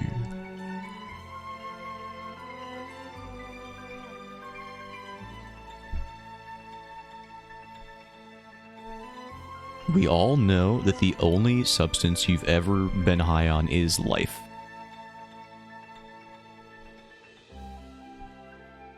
I can quit whenever I want. I didn't say anything. I didn't say, but do put that on record, officers. He's admitting it. Use his words against him. Read him his miasma rights. Sucks to your asthma. I have a friend who smokes weed and has asthma. And I've always thought about, like, why? I've just thought, that's really the only word that comes to mind. It's like, why? Of all of the ways to consume weed, you have chosen to smoke weed. And you have asthma. I don't know why he does it. I wish life would help my chronic pain. Yeah. Freak it. Listen, you can get high on life, but its medicinal properties may vary. Your mileage may vary. I don't like smoking anything. I used to be a big cig smoker. I see. I had aunts and uncles who did that, but they were really the only ones. My father smoked, but quit before before I was born. I should say. I don't know how early on in that process, though. I could ask. Depending on how late it was before he quit, to the time that I was born, it might explain a lot. It might explain some things. Am I a cigarette baby? I don't know. I don't know. Some strains of the herb can help asthma. Some strains of the... I don't think he's using those particular strains, to be honest with you. We went to a movie theater recently. He was just coughing so much. Because he took a particularly rough hit before we walked in, and he just could not stop doing it. I do eat some treats to help me sleep. He should do that. He should just do edibles. And I think he does, but he also smokes, which is the problem. And it's like, why? Why? What do clothing folds look like? Ah, make me so mad. Edibles take longer. Yeah, but he's not going anywhere. He's playing Dota 2 all day. He's probably doing it right now. If I asked him what he was doing right now, that's probably what he would say. You can't control your vibe as good? I don't freaking know what weed is. I've said this already. But he's not going anywhere. That I know for a fact. He's got a night job like me, so if he's doing anything right now, he's doing Dota 2. Those head knows all about this? I don't know what a weed is. I know that when we did the r/place thing, that whole pixel art on Reddit event, the Canada tried to do their Canadian maple leaf and everyone kept turning it into a weed leaf. That's all I know about the weed. It's very funny. Just have to be careful your smoking buddies aren't cult members and don't pass you the magic herbs. I would never. And I don't drink tea either, so they couldn't get me that way. I'm a hydro homie. If somebody put herbs in my water, I would see it. I would know. And especially if they walked up to me with some piano wire, I am out of there. Or a chalkboard and a candle. It's like all of these signs are so obvious to me. What was I going to look up? You guys distracted me. Ah! Oh yeah, I was going to look up... pants. So I could look up clothing folds reference. Gotta be careful you don't wake up as the physical manifestation of Paimon. True. Always happens when you pass out first at the party. Yeah, they do the they got a permanent marker penis on your face, and your head is 3 feet away from your body, and you're crouched over in front of a mannequin. We've all been there. We've all been there. It just happens. And your soul has been removed from yourself. It's like all the time. Alright, I've looked up a clothing fold. Let me try and recreate some stuff that I'm seeing here. I studied clothing folds and I got some patterns down, but it's still like a little rough for me. Trying to remember tension points and stuff like that.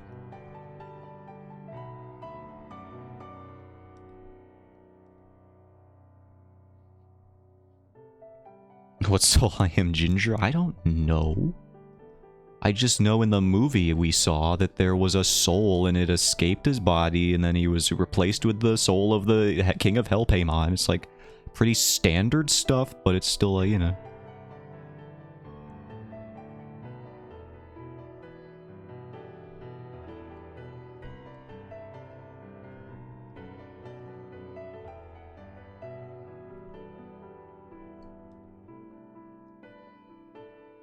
There, that already looks more like a clothing fold that I'm going for. Perfect. See, guys, reference is good and helpful. You just need reference. Not to be confused with reference, which is what happens when you look up pictures of weed, which I've had to do, actually. Now that I'm thinking about it. Somebody wanted me to design, this is like, I guess, I don't have a graphic design job, but sometimes I do get graphic design offers. And when I had to design a logo for somebody's weed company, and I did design it. I'm not going to show it on screen, because I don't know if I'm allowed to show that on screen. I'm also a witch, so it could be one of the souls I keep in a jar. Just kidding, unless I think you're a witch that keeps souls in a jar. I just get that feeling. For no reason.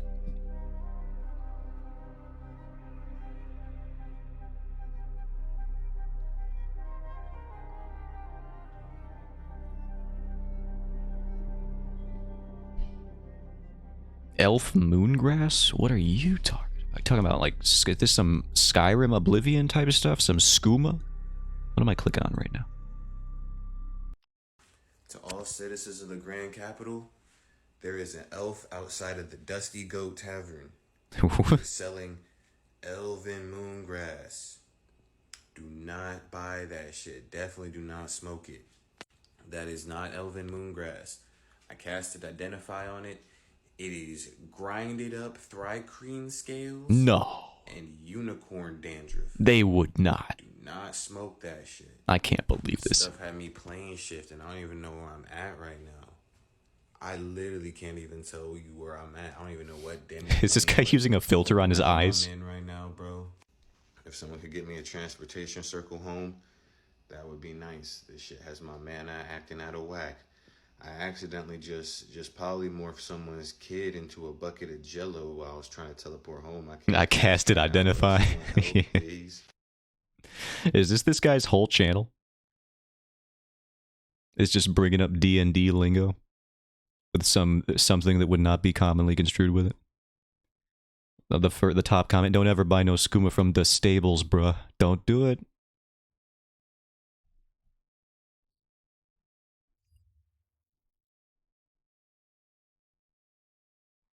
Excuse me, unmute yourself. There we go.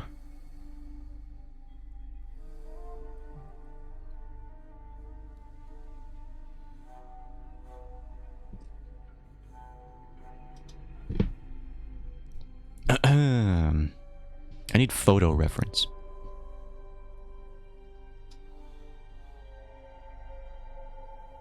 I'm in modern day wizards TikTok. I didn't even know that was a subgenre, but I shouldn't be surprised.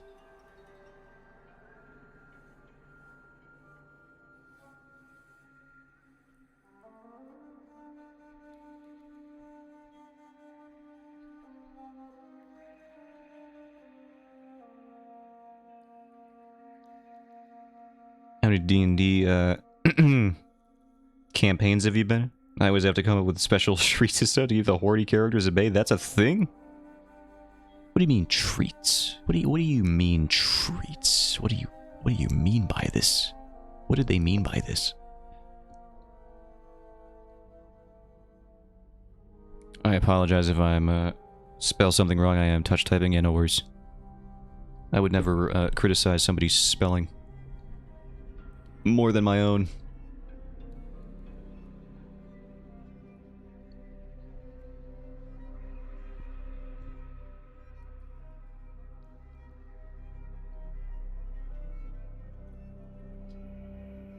Substances. Luckily, I don't think there will be horny characters in my nephew's D&D campaign. If there are, I think I'm legally required to leave. I don't think I want to be a part of that. I hope not. Yeah, I'm not gonna be doing that. If that occurs, I would have to I'd call someone. I don't know who I would call. Ghostbusters, maybe?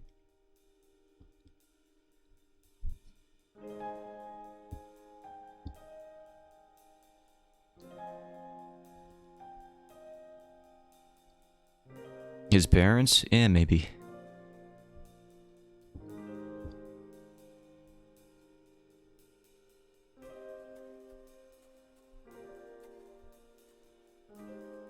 Definitely would have to be his mom. I don't think his dad would care that much.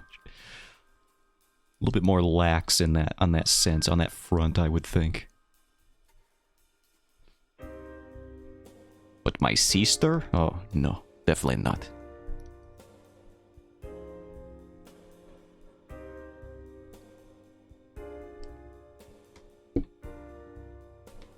What are pants, dude? What do pants do, man? Oh, here's a good image. Let me zoom in on that. Give me your pants. No. Let me rephrase that. Let me see your pants. No, that's... I give up. I just want to see what this dude's pants look like. Up close and personal. That gets worse the more I say things. I'm gonna stop. For artistic reference purposes. Yeah, I gotta study more clothing folds, it would seem. Kind of relying on reference here exclusively. My visual library has clearly not been expanded enough.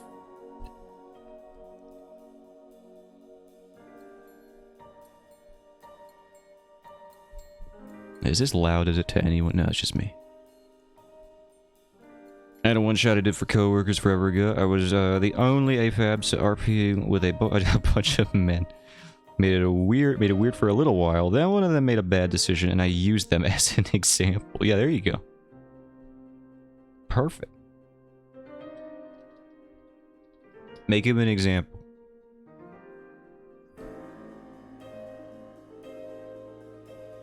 No one will ever make mistakes again.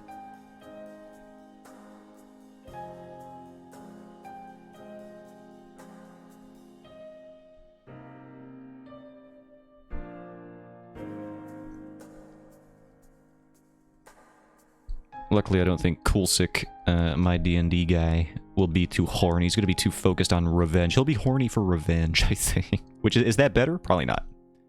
But that's going to be him.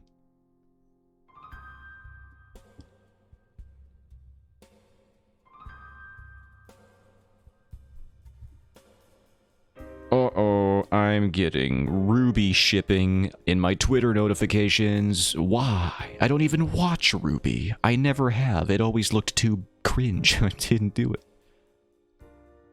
I know Monty Ohm was a legend at the 3D animation independent scene, but it's like, I'm not gonna watch Ruby. Why is it in my Twitter notifications? Okay, now I know we're supposed to still call it Twitter out of protest. Need to get my revenge fix, yeah.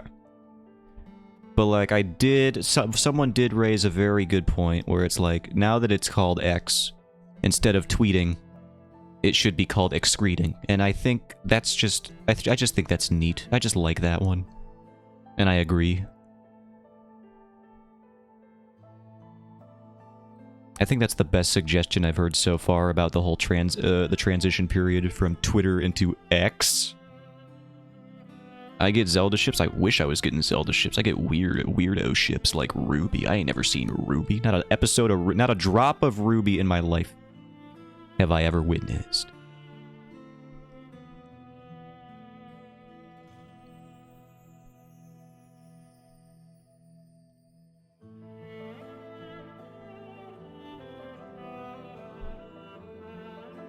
Yeah, excreting. It's really good. It's the best suggestion I've heard about the platform. Is that that's what it should be called.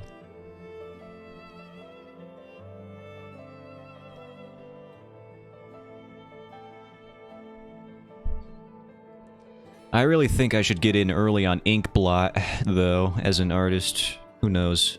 Maybe that'll be the one to take off. We just need a safe space, man. Just one that's not gonna blow itself up in a month. Twitter's blowing itself up. Tumblr already blew itself up and is a shell of its former self. And also they don't allow lewd stuff, so it's like, what's even the point? DeviantArt did that whole AI thing, and now nobody wants to be on DeviantArt anymore. ArtStation did the whole AI thing, and nobody wants to be on ArtStation anymore. It's like, God, can one of y'all just last for like a minute without ruining everything? My God. Instagram sucks and shadow bans anyone who doesn't use a reel for more than 5 minutes at a time. You know, it's just like, you have to be active constantly or else they're gonna kill your account. Just happens. Threads is what? And that's really all we're left with. I've heard Blue Sky is something that people are looking at. I don't even know what that is. Maybe I can look that up right now. Truth Social is another option. Don't use Truth Social. Swan did propose a good idea, however. Oh my God, I made it. Wow, I was just talking about you. Great timing, by the way, Swan. Because you brought up an idea that we talked about on your stream, I believe, during the Monster Prom secondary collab. Which should have been the final one, but it unfortunately is not. What's up, Bird Lady? What's up, Bird Lady, as well? What did I say? You said that, well, I suggested as a meme that I would be going to Truth Social to promote my comic. And then I said, no, that would be a bad idea. And then you said, wait, what if because your protagonist is a person of color, you promote it there anyway, and you get a bunch of hate messages and a bunch of hate attention? And then people start yelling at you for posting this trash on Truth Social. And then, you know, you get the negative press, and then people who actually like that kind of thing, they're gonna be like, hey, what are these people yelling about over here? Was that a dope fantasy comic? I'm into it. It's like, you know, no press is bad press, that kind of thing. So I could get good follows, good coverage as a result of posting my comic on Truth Social. So that's the idea, that's the plan, I think.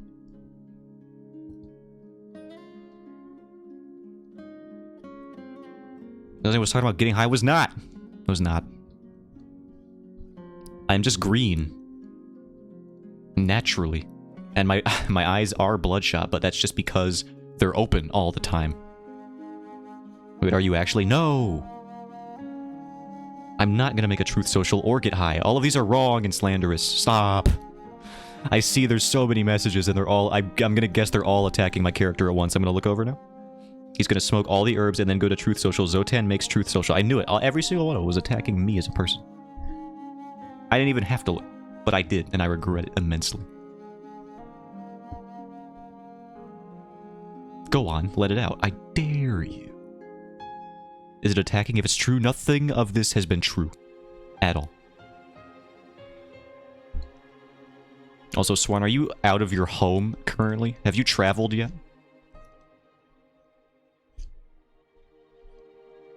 Because I'm going to rob you if yes. No, I'm just wondering.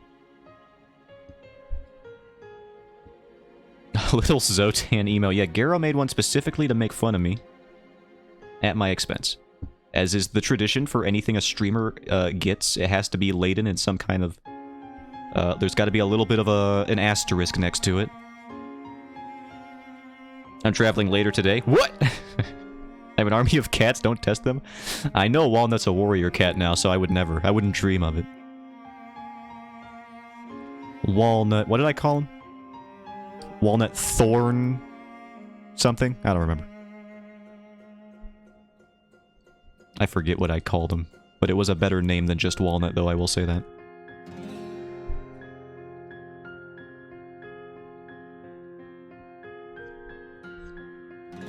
Thornberry? It was definitely not Thornberry, but I appreciate the effort.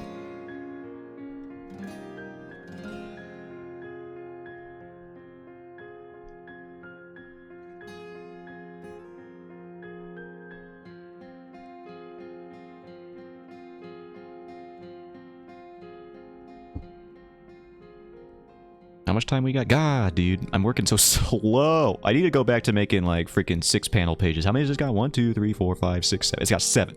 One more than necessary. Maybe 4 panel pages. Chapter 1, I've been checking on my Chapter 1 pages. Because even though I made them the earliest in this process, despite this being the prologue, I know it's confusing. They seem to flow better sometimes, and I think it's because I do have just some pages in there that are just like 3 to 4 panels, and they're not even action pages. So it's like they should have probably more, but they just flow so well. So maybe I need to consider putting less information on these pages from page to page. Because so far, let me check. I think the average panel count for the prologue pages is probably like 7 at this point, and it's a lot. Send you the image for the emote so people can see it better. Let me go find it. I'll open it in browser, and then I shall link it in here. Here it is.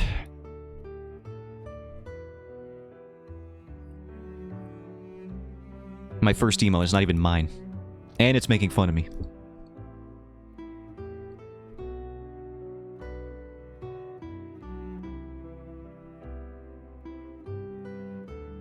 Rude.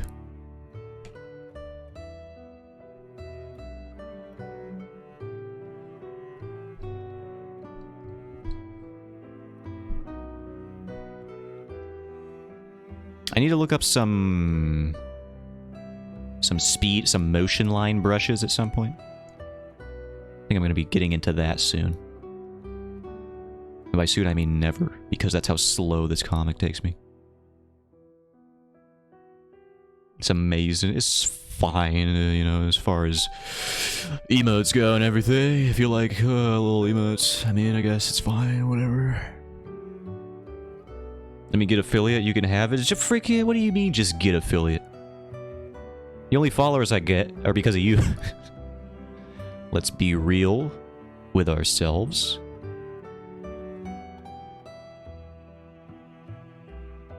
I am trying my best, I know. And you could be trying even hard. Your best isn't good enough. No, I'm just joking. Where's this? There's this page. I need a reference for the outside of the hand. Alright, there we go. Thanks, Dan. I would promote if I had a channel. I appreciate it. But like I said before, it's not a numbers game for me right now, so don't feel too stressed out about it. I certainly don't stress about it. I stress about it so little that it feels like I should. It's like, does this guy even want viewers? Does he even want to have a chat to talk to? It's like, I do. But like a small one. And so far, that's what I got, and I'm happy with that. I don't want to talk to freaking like 10 people at a time. Christ. No, I don't have the charisma for that. Fuck that. I mean, one of us is doing more work. I wonder who it could be. You want me to print out posters and put them around the neighborhood? Yeah. But make sure when you put them around that you draw me with huge gazongas. If you wouldn't mind. Or at the very least some medium gazongas.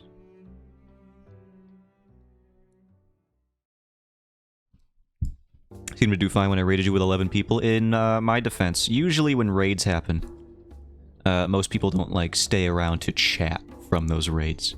So it really didn't feel all too different from my normal amount of chat that I get. And that's not anything. That's just how raids usually go, in my experience. TOS, don't worry, I'll make it tasteful. No gazongas, but what if they're tasteful gazongas? I bet Steak would want a tasteful of gazongas, that's all I'm saying. Mr. I added the Chun-Li wedding figure to my cart. That's what he said. He said it to me. He said it in front of everyone. It's on the VOD. Everyone can see it.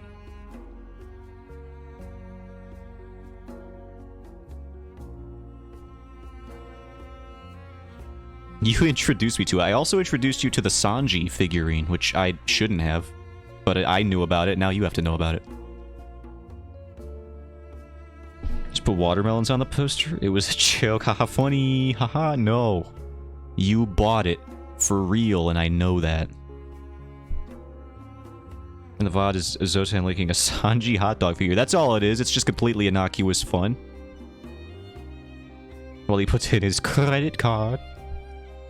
He did. I watched him do it. Every digit. And I shouldn't have. And I also shouldn't have said that, because now I'm going to get thrown in jail for the identity fraud that I will be committing in Steak's name. To buy all sorts of anime figurines with gazongas, by the way. I'm paying gift cards so it can't be tracked. Oh, he got me. He actually got me. He used the hacker method against me. Is there a Fatalis figure? I'm sure there is. If not an official one, definitely one on, like, I don't know, Etsy or something. But I'm sure there's an official one already. Those hate committing fraud. Stop. Stop. Stop it. Okay, now continue, but then stop.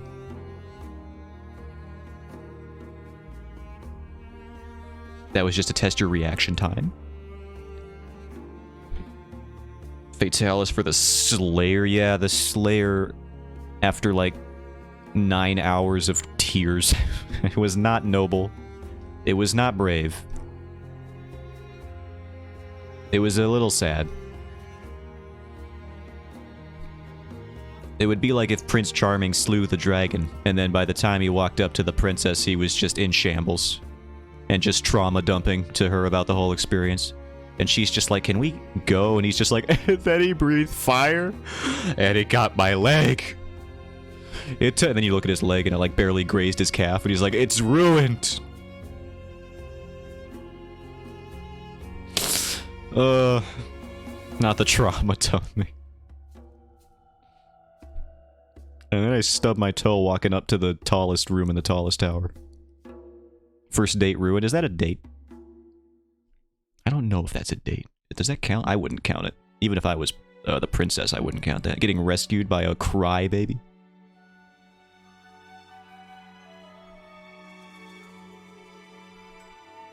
What are clothing folds, dude? I've forgotten. It's only been like a month since I studied them, and I had known nothing.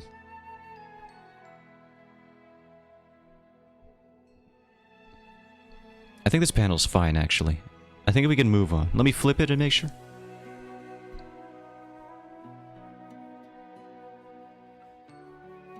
Yeah, that looks fine.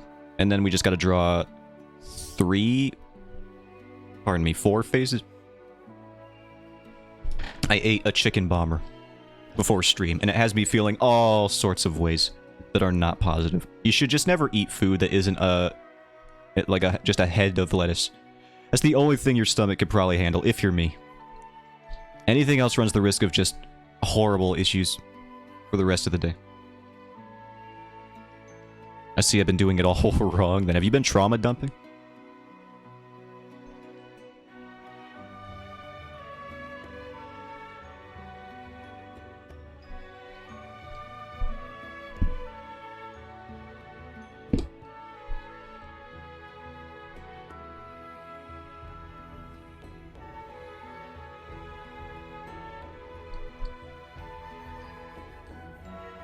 The forlorn teenager.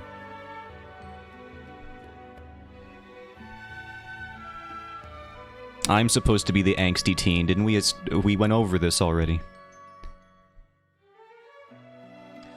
Excuse me, but please marry me. I only have... Okay, here's my one issue that I have. Holds out scroll. Hits the floor, rolls across the ground.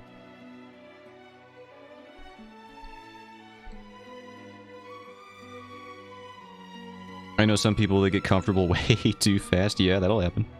Offers chicken leg with a bite taken out. You know, Stig, if this is how you approach anyone, man, woman, or otherwise, I can start to see why you would think you're doing it wrong.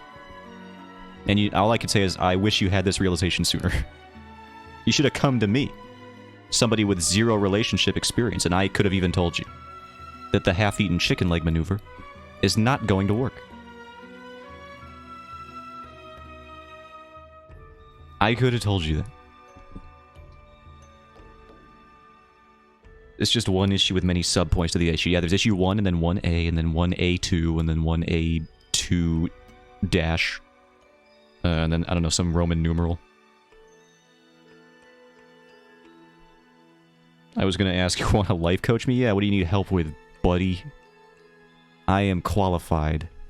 You can tell because I haven't slept today, and the only thing I've eaten is half of a chicken sub. I did, however, drink 2 glasses of water so far. So it's going well. I'm getting so many retail work flashbacks. I'm getting those now.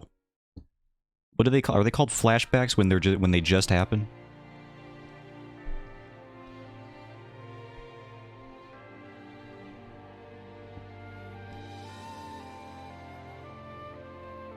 I guess that's just like a memory. Oh, speaking of my retail job, I was thinking about a product line that I'm sure many stores carry, but this one that I work for also carries. What are your guys' thoughts on, like, scented toilet paper? Does that make sense to you? Because, to me, it doesn't make much sense. Because you're definitely not using it to cover up the scent that you produce in a bathroom. So it's like, what is it for? Is it, like, to perfume yourself after you leave the bathroom? And if so... is that really what you want people to be noticed? Because if someone says something about it, which is like worst case scenario, it's like, you got scented toilet paper scent, like it smells like lavender or whatever, and that's just on you, and then you walk out of the bathroom, and someone's like, is that like a new cologne or perfume you're using? You can't respond honestly to them. It's like, no, that's not a cologne or perfume. The scent you are admiring is from a toilet paper swath that I wiped on my ass. So you can't say anything. If you're going to be honest about it, you can't do it. Scented toilet paper? True. I've seen it. It's in the store. So it's an ate something other than peanut butter? No. If I said that, I lied. I lied. It just smells nice. People think my food smells like citrus. Go on, take a whiff. No. Who is it for? And what purpose is it supposed to serve?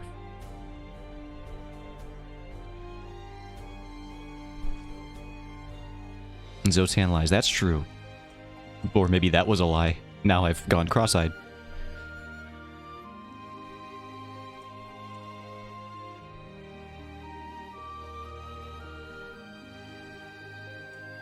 I don't know what's real anymore. Except for that Chun-Li figurine. Because, you know, real respect's real, and that is real. If I had enough money for that, I'd be buying it, because of how real it is. And how real Chun-Li is, because she is my actual girlfriend. She just doesn't live here. She is my bread-winning wife, and I am the man, the stay-at-home husband, house husband, who's handing her the Lego set that I want her to buy for me. Or whatever that meme is. I think it's a Lego set in the meme.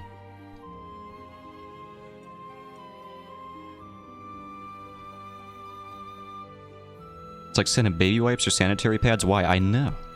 Like, what purpose? Why do you want that to be the thing that draws attention to you?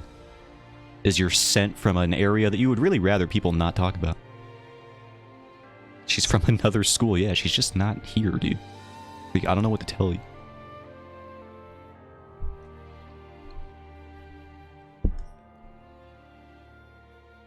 I wish I had a CEO breadwinning wife. And I could just be an actual child for the rest of my days. you know? Why not? Sounds perfect. I'm already doing half of that.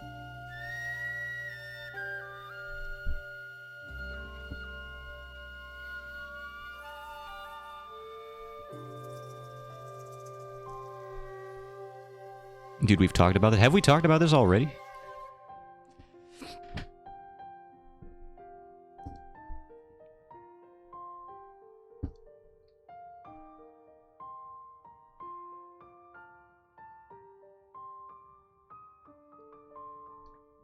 Gotta find a rich old dame, be a trophy husband. I wouldn't mind it. I don't hate the idea.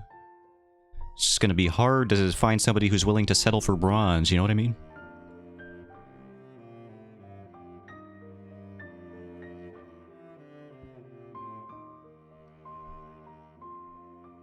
I used to be a house spouse, but then I got chronic pain. I'll say. I haven't even gotten to try it out, though, is my problem. Where do I even go? Are there, like, applications you can fill out? For a cougar or something like that? Ugh.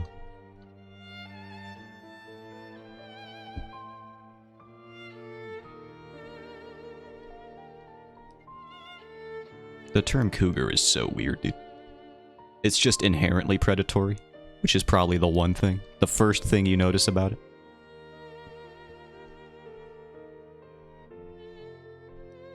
And it's not like sugar daddy is much better, the alternative to that dynamic. That's another one.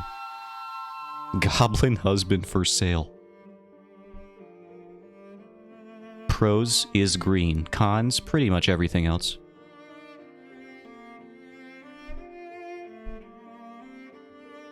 Andrew has a programming job, so we make decent money now. That's good. I have a retail job, so I make trash. I get paid in sticks of gum and lint off the floor.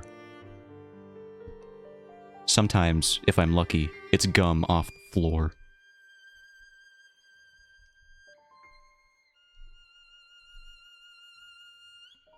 I don't know, that kind of scratch, so I consider myself a Splenda. You're an alternative sweetener substitute? Ew. Disgusting.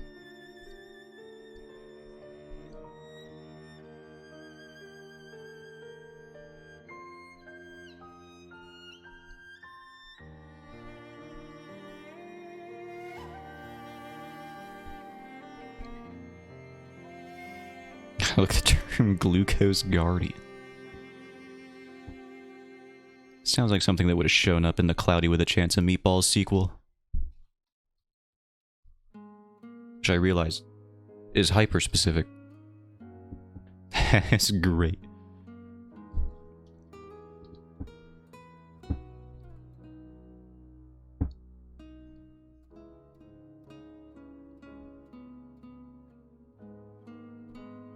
I do not miss those days grinding for my ex-husband. Grinding?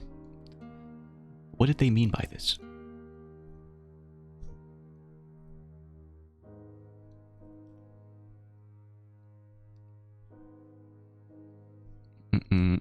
Is there a way you can... is there an XP farm anybody knows about? For significant others? I guess that would just be the club. Or the bar. Probably one of those. But I don't drink, and I don't dance, so my options are severely limited in that regard.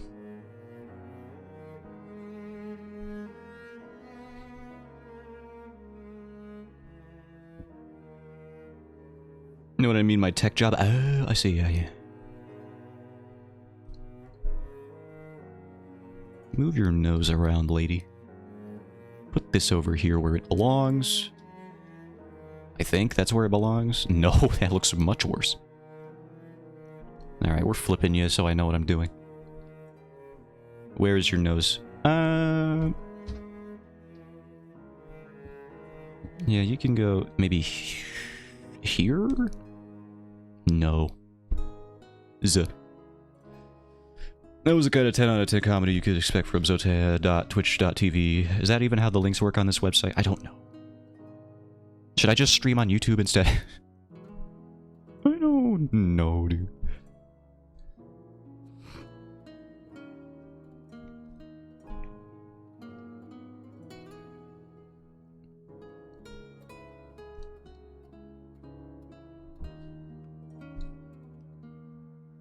Oh no, don't encourage me, I'll just do it more.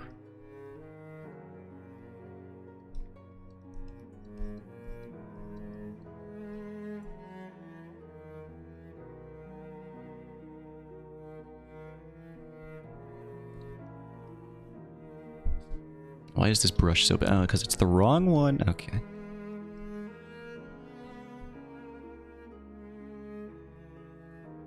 And her mouth needs to be adjusted.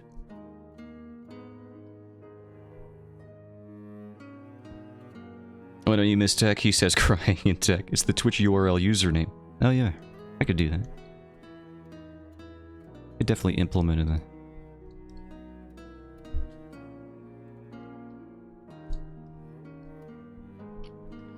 Dahlia, how does your mouth work? Please explain to me. How do mouths work in general? What that mouth do? No, shouldn't say it that way. I said it and it felt wrong immediately. I'm not the kind of person who can say that and pull it off. I don't think anybody is. But certainly better than what I just did there.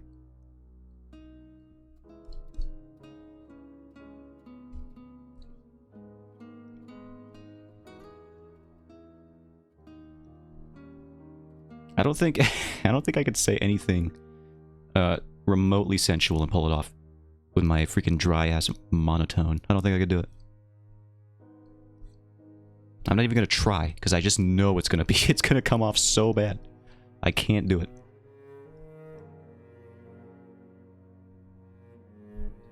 I don't miss tech because I got yelled at constantly because I made fat people were rude constantly. Yeah, I could see it.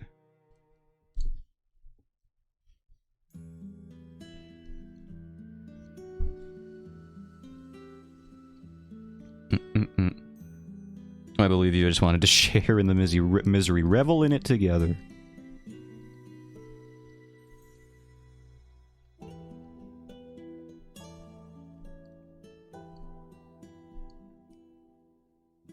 Associate's degree is 7 years experience to be reduced to my assigned gender. If I could turn feral and just run into the mountains, I would. You can do that.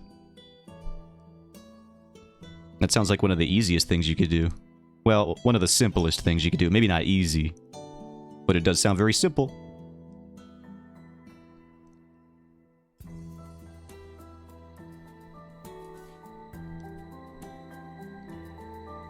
And honestly, if I could chase you off into the mountains, I would. Anyway, no. Zotan, who is joining me in the misery of Tech Drive? That would be Steak. Steak Bits.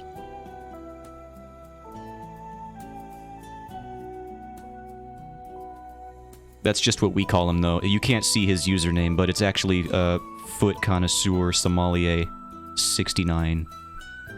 We just call him Steak because it's like a nickname that we gave him. But that's his actual screen name. 'Tis I work tech, and it's something.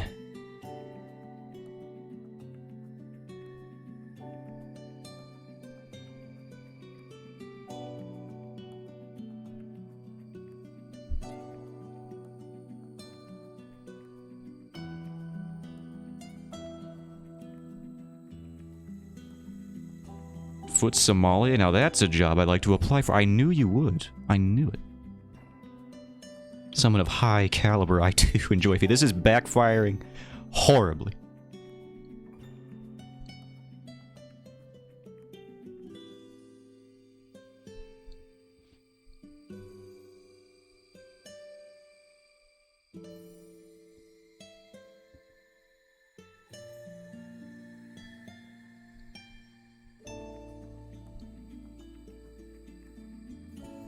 Isn't it strange, though?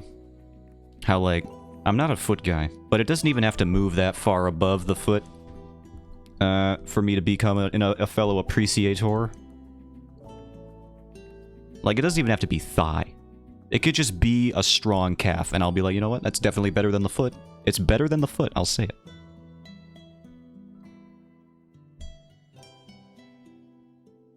Would it be like wine tasting where you just smell the foot? Yeah, you swirl it around in your hand, which does not do a whole heck of a lot for a foot, but you know, you do it for the experience.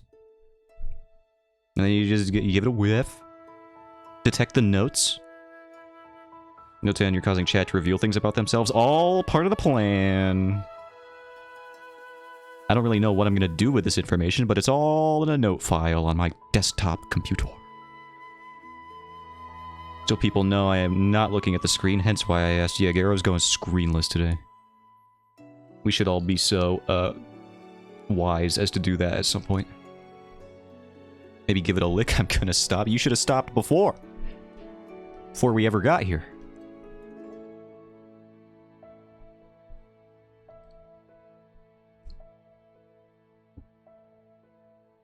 I don't hide much about stuff like that. I don't hide much either. But I will make fun of Steak for admitting it. Other people can have fetishes. I'm not a kink shamer, I'm a steak shamer.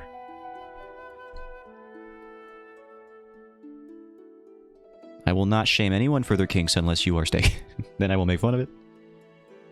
Look, man, you showed a dude with a hot dog penis. I didn't know what there were rules here. Yeah, no, there's rules. It's that you have to be open to criticism if you're you. Everyone else is fine.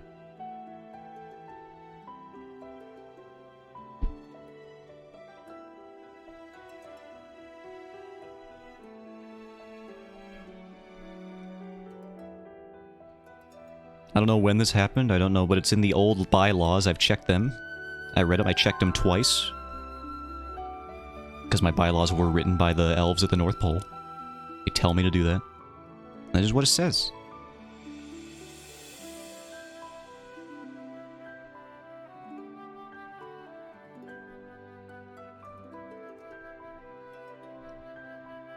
There's probably somebody out there that's into freaking earlobes or something. It's not me, but I can imagine it. In fact, I know that. Because with how many ASMR channels are out there, for sure somebody's been, like, into the ear stuff. For sure.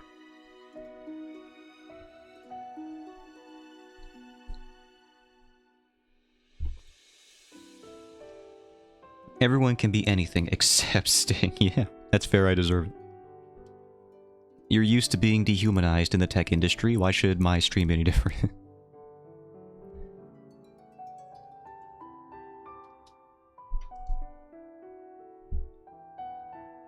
Zotan enslaves elves at the North Pole. I don't do that. I just said it was like the elves at the North Pole. No, I did say they wrote it, didn't I? Damn it. Incriminated again by my own words. I played the 5th. And the 6th. I don't know if the 6th is relevant to anything, but nobody ever pleads the 6th, so I want to try it out. See where it gets me. What is the 6th Amendment?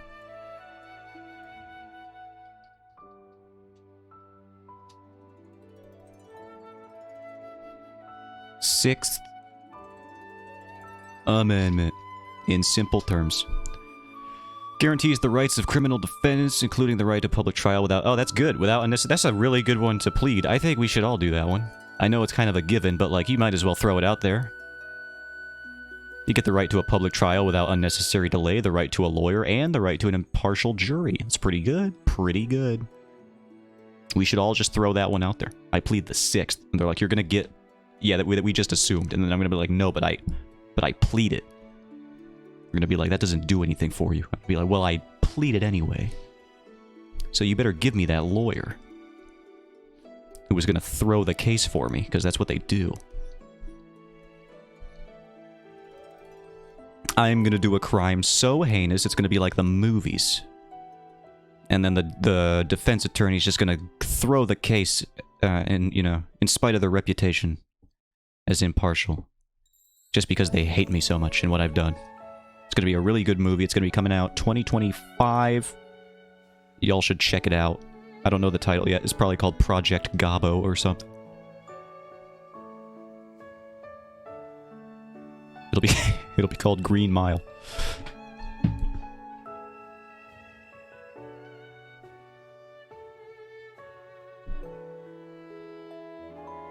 I play my 6th Amendment in guard position. Doesn't understand laws. Yeah, no.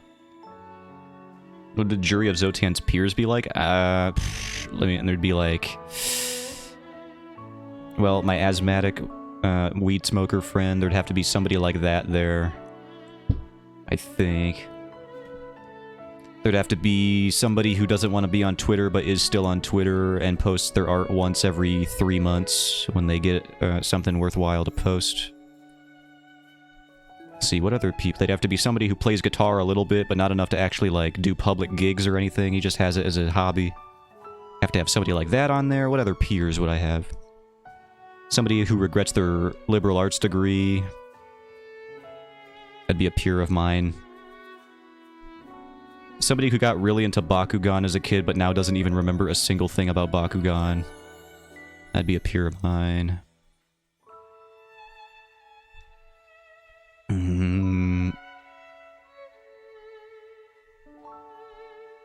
Someone who did read Animorphs and Magic Treehouse as a kid. They have to have read both, or else they're not a peer. And you... was it Magic School? No, Magic Treehouse. Did I say Magic School Bus? I meant Magic Treehouse.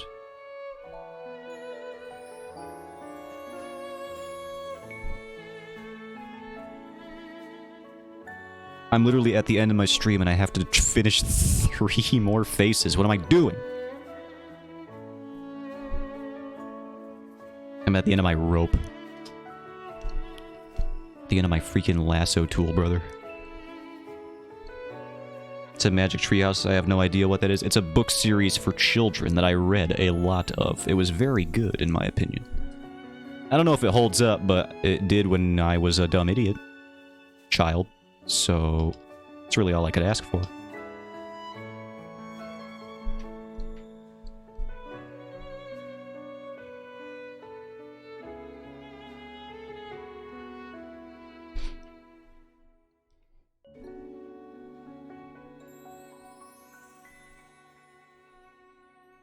Her mouth might be the problem. Is it too far to the left? Her left? Maybe that was it. Let's flip it one more time. God, I have 3 more faces to do. Alright, let's bang these out. Why don't we? Let's do something quick, can we, Zotan? Can we try doing something fast for once in your life? God. Let's just try it out. Just try out doing one thing, even semi-quickly.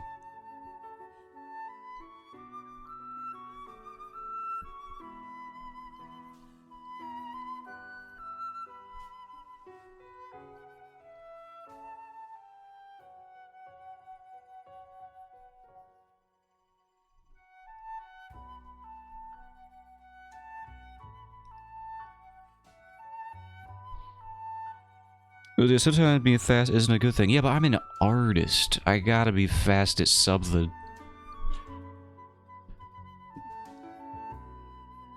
Trying to speed up any part of my artistic process, and it's not going well. I am on line art now. What was I even going to say right there? I don't know. I'm on line art right now. And that is my longest portion of my art process, usually. Everything else kind of breezes on past at a relatively quick pace. But the line art, I tell you, suck. It suck real bad. I don't like it. I do like it when it's done, but I don't like it while I'm doing it.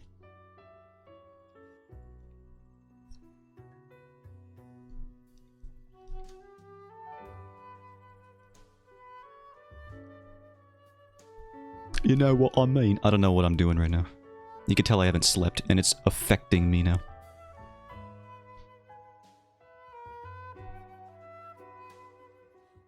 You can tell whenever I bust out the accents for no reason that it's been a little while since I've passed out. You just become a Beatle? I do have a John Lennon picture as my Discord avatar. Maybe it was a sign the whole time.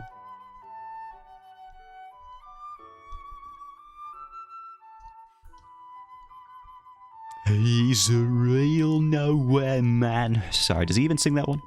Probably does backup vocals on that one.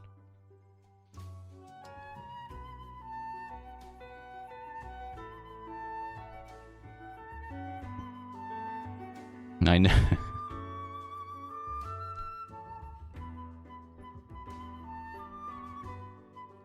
We were just a band. We just wanted to make songs.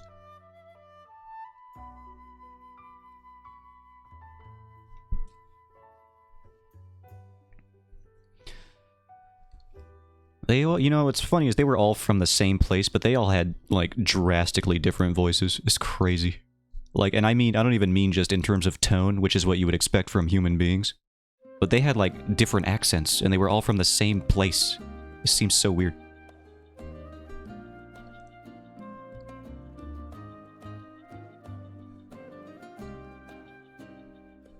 Also, the place they lived was called Liverpool, which is probably the most British thing I can imagine. Naming your, city after a food that you would have eaten. That's mean. British cuisine can be good. He lied through his teeth. His green, yellow teeth.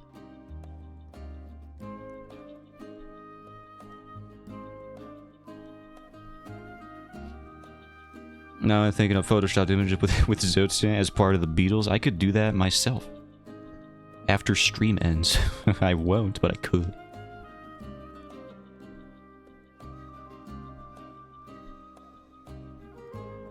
I can fix this eye. It's in the wrong spot, but I can fix it. What's that, have you guys heard this leaked secret Beatles song? Here, I'll play it for you. It's definitely, it's a really good one. It's a really good song by the Beatles.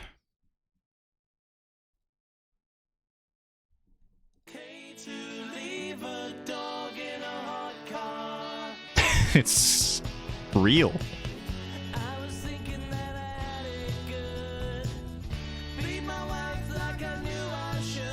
It's the craziest thing that anyone's made.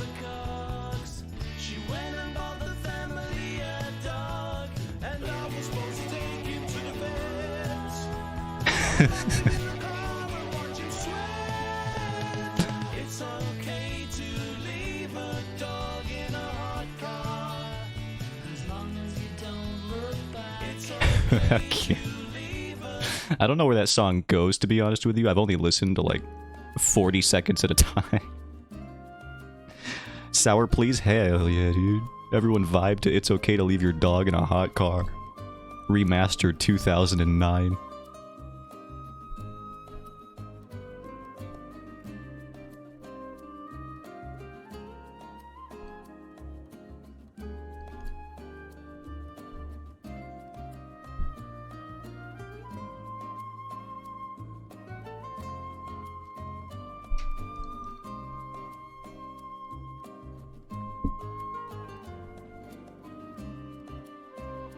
I'm gonna play it, leave my dog in the car. I'm not. Chad, don't worry. I don't know, dude.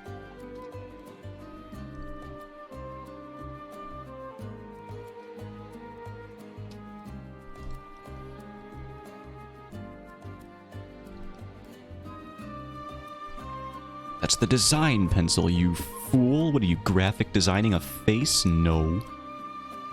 You're not.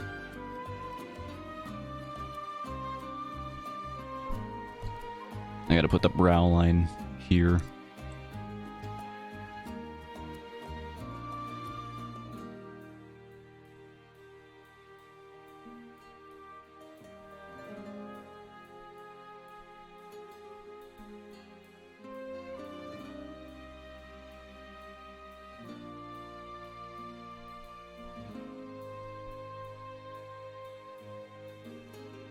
I will finish the line art today, I swear to God, I'm gonna do it. Alright, we only got 2 more phases. We can do this.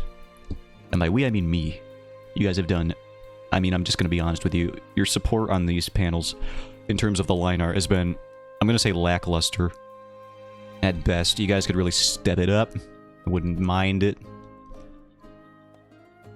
I believe in you. I appreciate the belief. Lord knows I don't have any of that self-generated within my heart. Hey, you don't want my... No, that's true. But only because I don't want anybody's help. This is my vision. This is my spirit quest, making this rock opera here.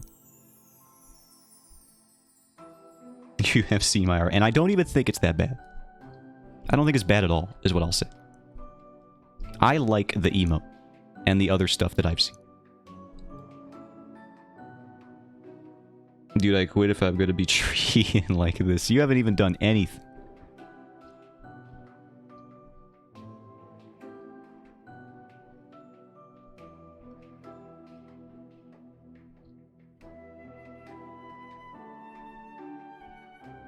That means a lot. I mean it.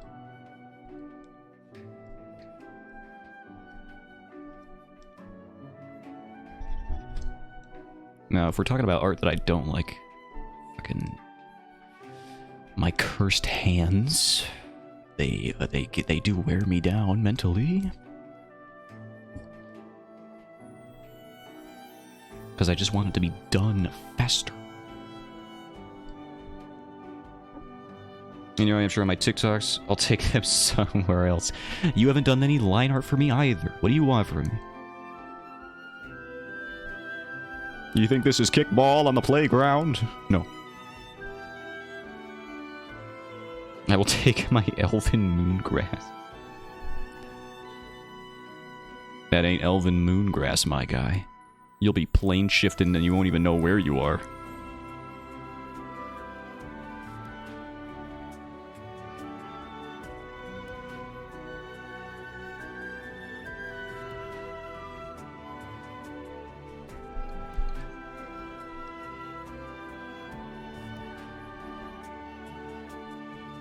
This eye should be good enough. Whoops.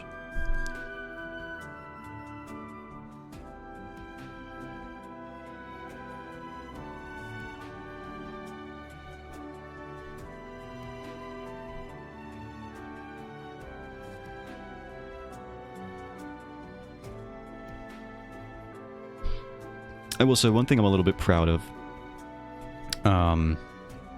That I didn't expect to be proud of while making this comic, is the amount of nose diversity I've managed to put into what few characters I have shown on screen, and that I plan on putting on screen in the future. Because the nose can be such a varied part of the human face, and so common when it comes to same face syndrome in art. That'll be the one, that'll be like a prime candidate for stuff that the artist doesn't change for some reason, is the nose shape. So I should be good enough. Whoops. Happy to forget to draw something? No. That mistake was for screen viewers only, mainly because I forgot what it was already, so I can't even explain to you what happened.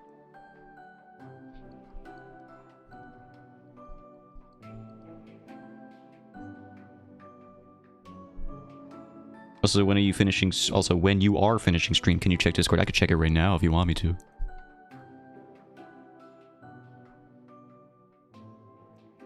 Oh, you got comic pages? Yeah, I'll bring them up at the end.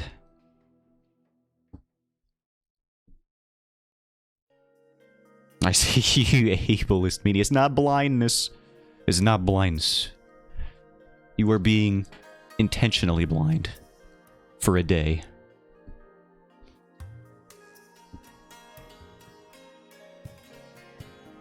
Again, though, I will say, if I am to be a little bit ableist, watching an art streamer with no visuals is just an interesting choice. That's all I'm saying. I could just not be here. You could just not be here. That is a choice that you could have made.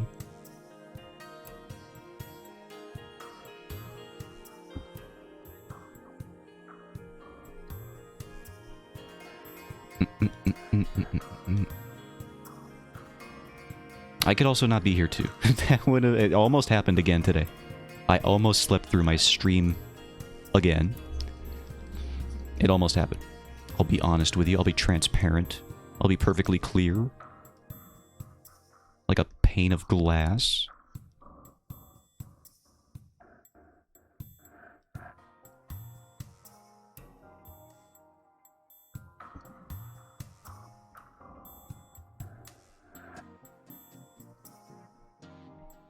Let me be clear. Sorry, I won't do that impression. I can't. I don't have a good one. Take my Zotan emo and go bother someone else, and they'll be very confused when you do that.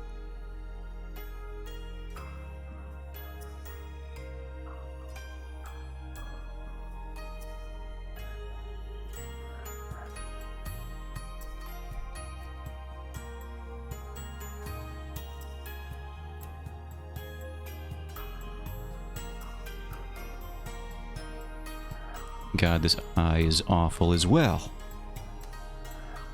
I just draw terrible eyes and then I just futz around with them in hopes that eventually... See, this is my paranoia for drawing faces, this exact situation.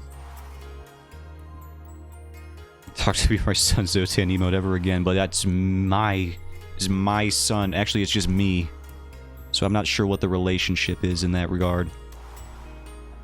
Is he me or my son? Am I my own dad? I don't want to think about that too hard.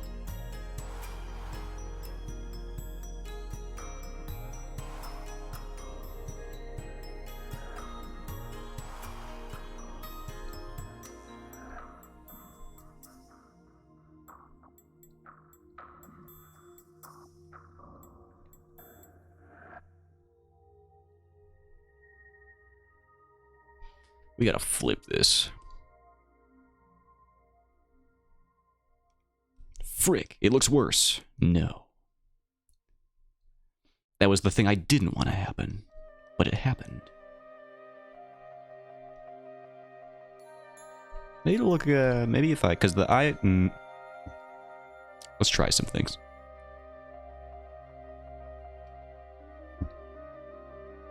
I'm still thinking about scented toilet paper, by the way. I don't know why it makes me so upset, but I am thinking about it. Full disclosure. Just like, what purpose does it serve?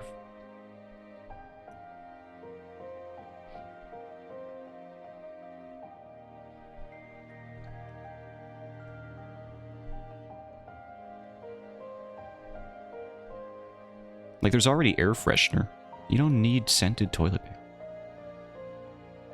With, like, scented diapers, or, like, you know, stuff that diapers that have scent blocking or obscuring capabilities, that makes sense to me. Because babies, they don't really, they don't have control of their faculties. So that's like, they're gonna need something, no matter where they are. That just makes sense to me, as a functional purpose. But toilet paper doesn't make any sense. Odor control, yeah, that's the one. So many things about scented toilet paper. Only recently.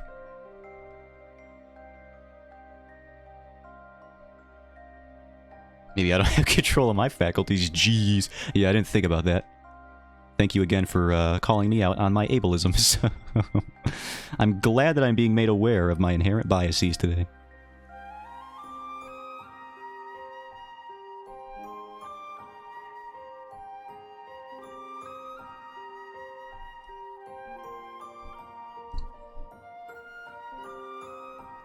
Not everybody can use the bathroom as I would expect them to.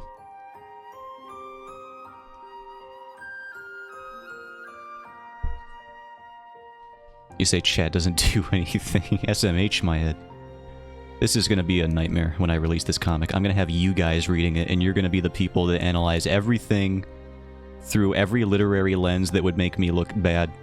Like, I'm going to have something, and then Steak's going to be in my chat on Webtoon being like, excuse me, I didn't really like this week's update. It kind of exemplifies the white saviorism trope that was so commonplace in the early 2000s, and that's really distasteful in this era. And I'm going to be like, oh my god, I can't deal with this right now. I just wanted to make a fantasy comic about an elf lady. Is that too much to ask? Can we do an ad where we read it together? You guys want to do voice work for my trailer that I definitely have in the works? For sure, and I'm not lying about right now? Harsh Steaky. Garo, that would be amazing. Well, it would be if you guys could behave. I would like that. Who would you cast as what characters? Here, I'll bring up the characters and you can tell me which ones you would. You could just say, I want to be that one. I'll write a number on it. This is 1. That's not how you write. That's how you erase stuff, Zotan. Try to think with your brain for 1 second. This is character 1. And we got character 2. We got character number 2 right here. That's that one. And then we got, what else do I got? Oh, here's one. Here's a character I got. It's character 3. Here's that one. Zotan's never gonna finish this with all distractions. What do you think I'm even doing here? You think I do this on stream to make progress? No. This character 4 is over there. We got this one. We got... Here's one. Here's this guy. Here's character 5. I like this guy. Bring up characters and I can't see once again being able... I'm sorry. I'm sorry. What do you want me to do? How do I literally... How am I supposed to convey to you at all any of the information that's happening on screen right now? That's impossible. That is an impossible task you've given me. He's really not learning. How would you do this? How would you handle this situation? Here's character 6.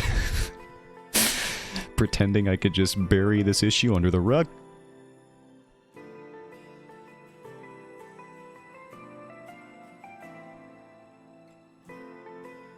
Maybe you should, like, see... Wow, see, that was Mask. That wasn't even me.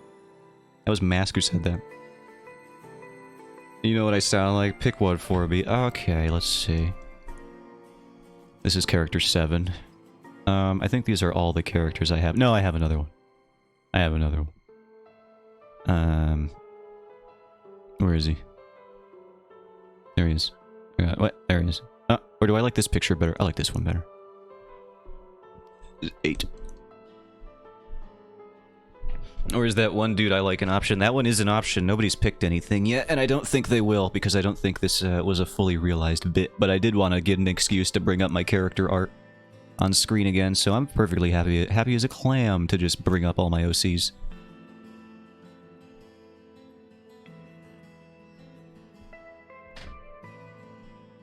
So yeah, that one dude you like is an option. Oh, and then there's these two guys. Here's 9 and 10. Give the character that is the most goober to what you? I know I am not the dude from Treasure Planet, but I might be able to make a voice mod work for it. Yeah, you know, maybe I should download voice mod and maybe I could do a better. I've been thinking about downloading a voice mod software. Alright, so here's my opinion. Steak can be the angsty emo guy. Yeah, he can do that. To me, duh. Alright, the most goober out of all of these people? I don't know, let me think. I don't really have a goobery character. I guess it would be this one. You get to be the protag Swan. Congratulations. She's a bit of a goober in the way that I have written her in my scripts. Came with my mic. It's not voice mod, but it works. I should have. If you don't have a goober, then you need one. Oh god, well, see, you've just picked yourself the most responsibility. Have fun with that one. That's too important. Well, that only makes me want to give you the role more, so... maybe think a little bit. Well, I got the star and roll. Good job. Yeah, excellent work, Swan. It's all that voice acting experience. Once I heard you do that German accent in that Phoenix Wright playthrough, I was hooked immediately. I had to get several talent agents on the phone. I said, guys, I've got the sound you're looking for. And then they all heard the clips. And then I brought you into the studio. You remember that day? When you were there? At least make me audition. No, we heard it. We heard all we needed to hear. It was perfect. We've already seen your portfolio. It doesn't even sound German. That's not our fault. It was the thing we were looking for. I will, of course, be... I don't know who the heck I'm gonna be. I could be Beardman. I could do a bit of a Kratos impression for that. I could go deep. I could go gravelly for a Nordic big-bearded Viking-esque man. So this will be mine. I'll get his role for sure. Mask, do you have any opinions? These two are open. This man's open. This dude is... well, I think Garrow wants Athos as his name. The goth-looking one. The creeper. We got the paladin over here. But he's like a messed up kind of dude. We've got this one. This armored person. This mysterious masked figure. Oh, this one has a mask. You could be this one. They have a mask on. That's just cognitive bias speaking, but I think it makes sense. Armored person, see, there we go. It all made sense. Came together perfectly. And that just leaves Blair. And these guys, but I'll figure them out later. Blair is important. Orthus is important. Logan and Magnus are important. Mikhail could be picked, but I don't know if he's going to be in the trailer. Mask was built for the role, literally born to play it.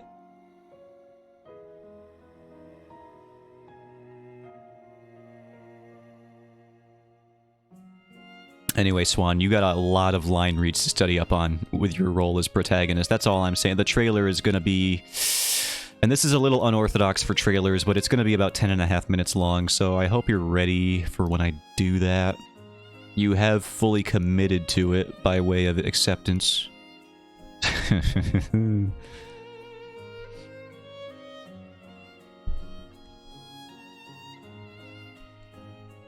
You know, you gotta do, it's marketing 101. You gotta break the mold every now and then to really get attention, to get eyes on your project. And what's more eye-grabbing than a trailer and then you see the runtime is 10.5 minutes long. Volentol chop chop.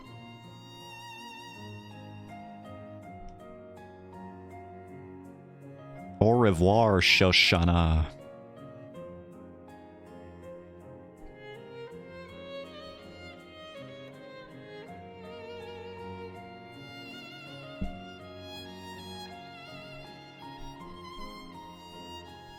Anyway, I gotta draw this face. Everyone shut up. I would actually like to see a trailer of your comic on your YouTubes when you get it going, that is. I've been open to it. I've seen people do some cool stuff on TikTok. I don't know what I would do. I would be super tempted to go on Fiverr or something. I would like to not use Fiverr, but let's be real, I got shoestring money. I may have a job now, but I don't have voice actor money. But I would like to look at Fiverr or something like that and see if I could get somebody to do like trailer voiceover work. That'd be neat. That'd be neat, wouldn't it? Okay, now you're exaggerating. YouTube. I just said it the way I say it. Shut up. Shut your mouth. I just say I'm just from New York. What do you want from me? Shut. You want a coffee? Forget about it. That would be neat. Yeah. I don't even notice I'm doing it, Steak, and you're ableist now. Making fun of my speech patterns, my uncontrollable speech patterns. Who wants a fresh... I just brewed... Who wants some coffee? I don't even drink coffee.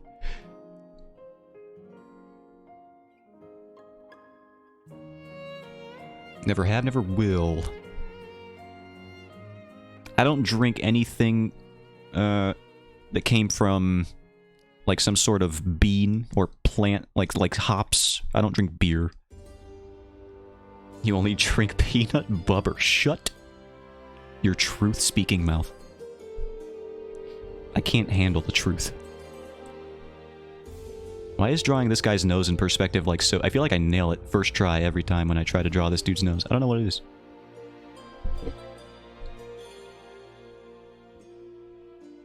I ate a chicken bomber earlier today, and I've been talking about it because it's a miracle that I ate anything that didn't have peanut butter on it.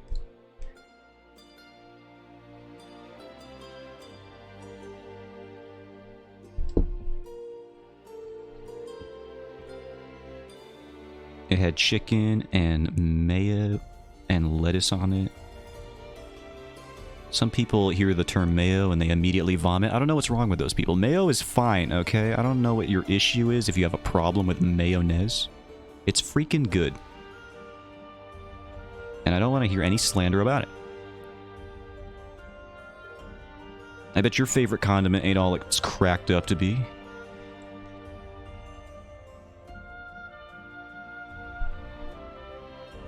You guys probably like freaking horseradish or something. Something truly profane. And vowel? I meant foul. Depends on the sandwich, but mayo is alright. It's fine, it's good. I like mayo. Mayo is too spicy for... They make spicy mayo. I'm sure you knew that. But I'm just saying, it could be worse for you.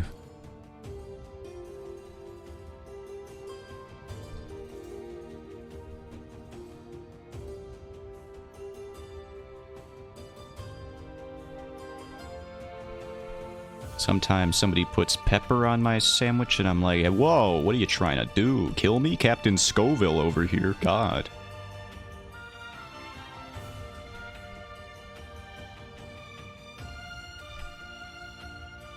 Oh, spicy mayo on rice. Now, I've never done that, but it does sound rather nice.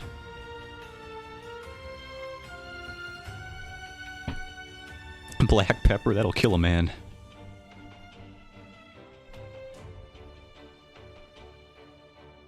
Depending on the quantity, it's enough to kill like 10. It's like they have to measure black pepper quantities like they do snake venom.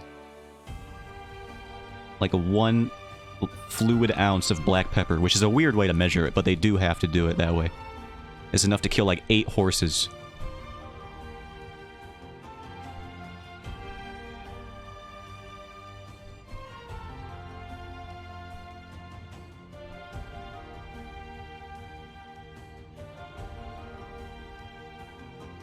In a row. Not even at the same time, sequentially. It's gruesome to watch.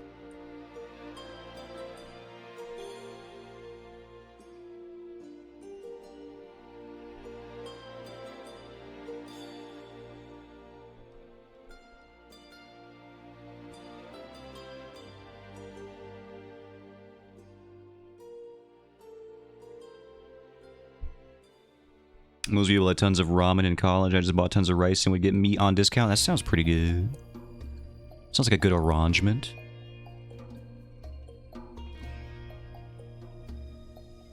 Guys, I think we did it. I think we did the liner. I wanted to do the flats today, but listen, we can't always get what we want. Yeah, that's right. Beatles covers and Rolling Stones covers. All in one stream. I'm so copyrighted. I'm so dead.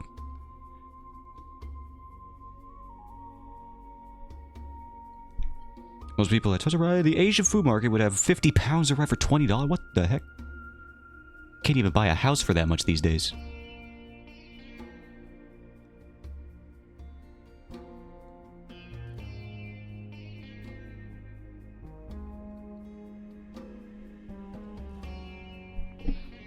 Jeez, that's a lot of rice.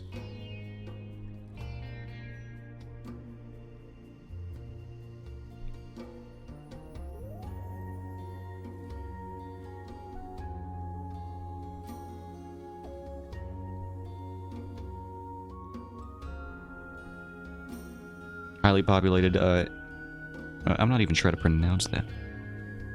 There's a fly on my microphone. Get out of here. So we have several markets here. That's so cool. Yeah, I don't even think we have anything like that around. Also looking it up.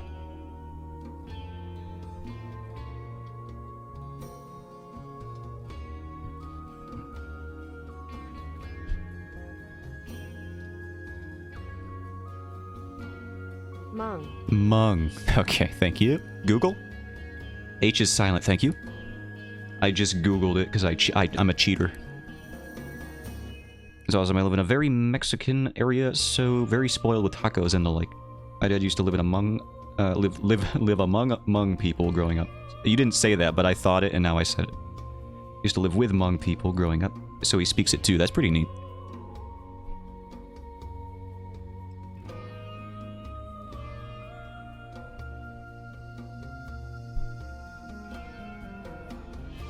I am, unfortunately, the most monolingual American-ass American you will ever encounter.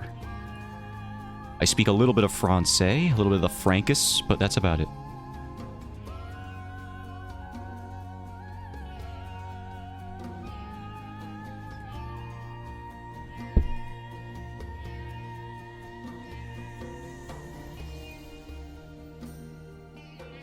Bonjour, mon amis.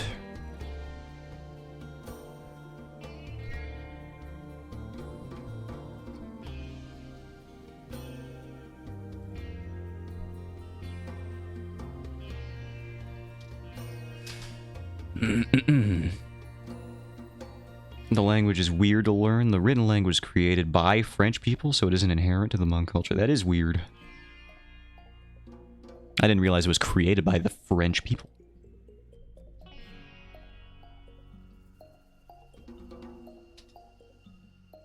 Où est ton bibliothèque, my guy? No. Sorry, it's feminine. It's la bibliothèque. I should have known. I think gendered language is cringe, to be honest with you. They shouldn't have feminine and masculine words, mainly because it makes me angry to try and remember all of that. Vietnamese also has a strong French influence because colonialism. I'm learning things. What are you guys, my history teacher today? So far, you're fulfilling the role. I didn't realize how much they influenced the language, those French people. I thought the French's whole deal in history was just getting beat up by the British. That was like their deal. That's what happened to him for like a long time. Gonna put some wrinkles on that brain. That Brian.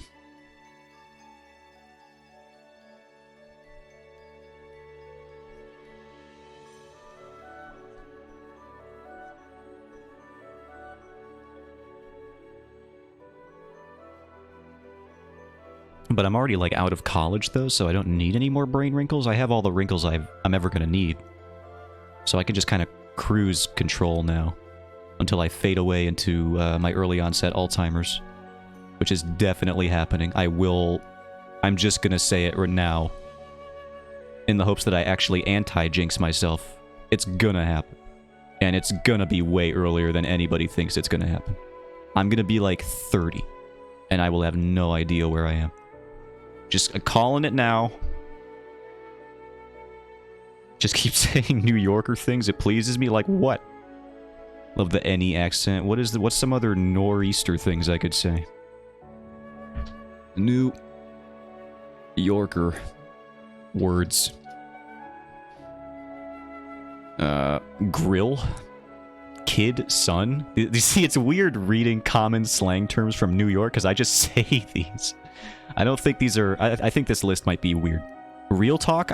Is real talk New York? Because I say real talk, but I don't know. I've heard other people say it. I just thought that was like an internet thing. Guap? I have never said guap, dude. Mad?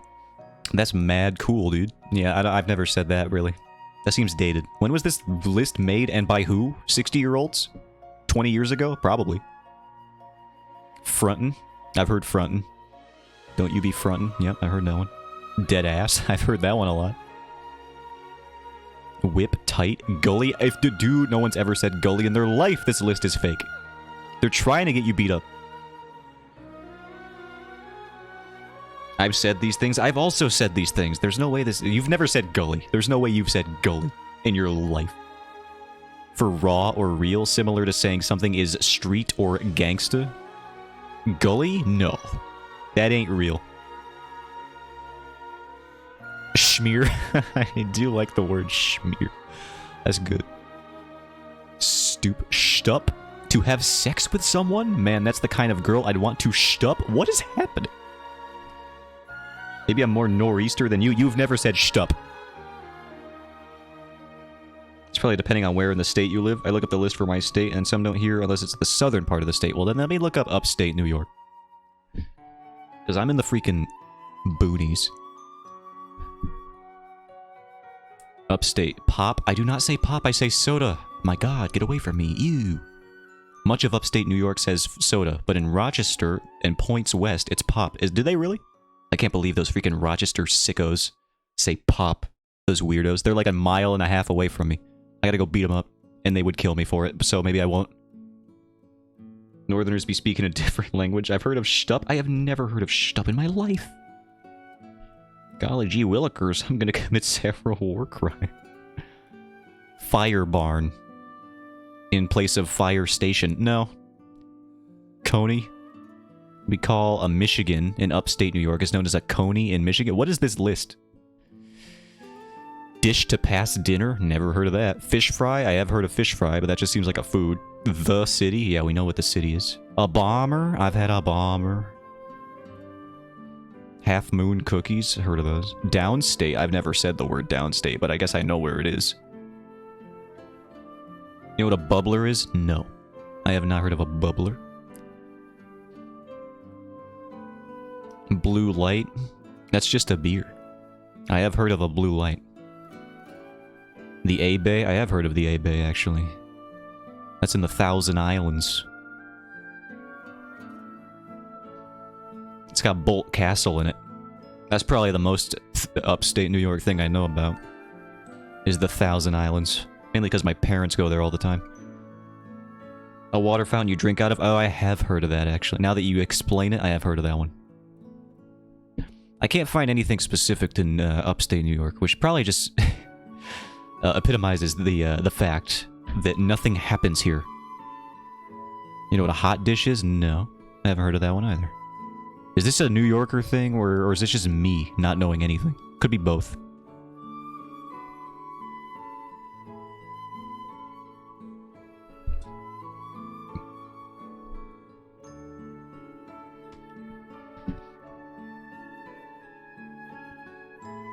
It's like a casserole? Now that one I haven't heard of even after the explanation. I have not heard of that.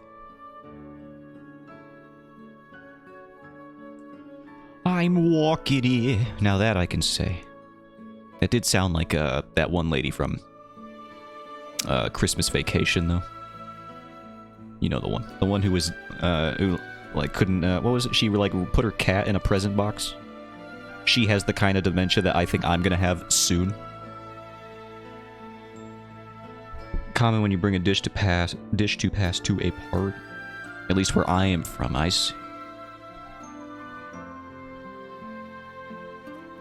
Now, I know about some New York City's things that I am not familiar with personally, even though I went there for a bit.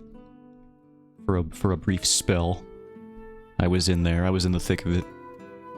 I know about copping a bev and getting sausage, egg, or so on a bagel. Get it the Aki way. I know some stuff like that, but that just because that became a meme recently, but I did know about that stuff. Bodegas and all that.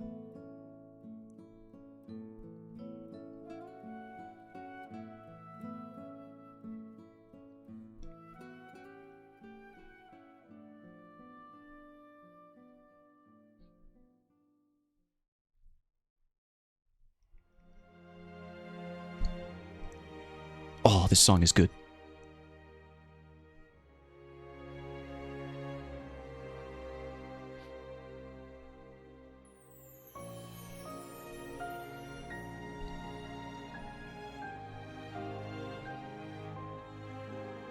Reminds me of Final Fantasy music.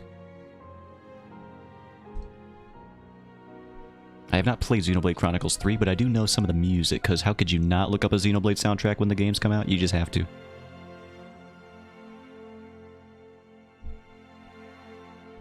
Alright, I think... Looking over the page briefly... Let me hide this. I think I've gotten the page to a satisfactory spot. Pour moi. Sorry, that was a little bit of my French slipping out. I'm just a natural. When it comes to that, it just slips out. I'm so fluent.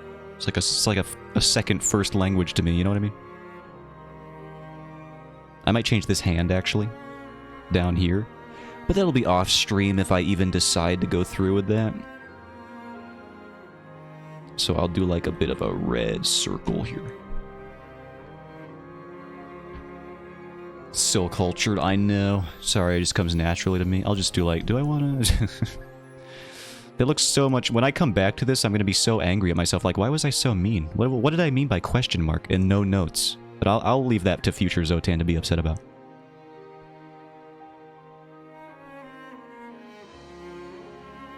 Why am I so mean to me?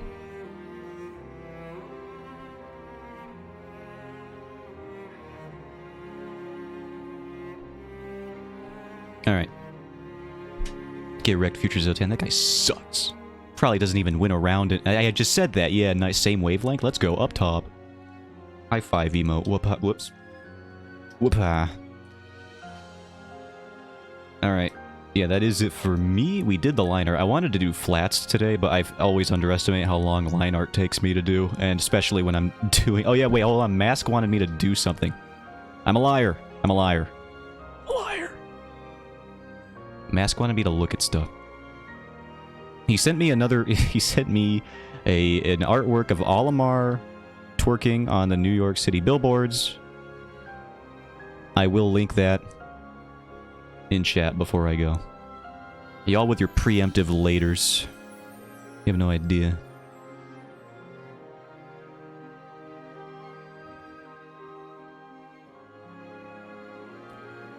Much in the way that Swan is my funny manhwa panel savant, she can just find them, the best ones.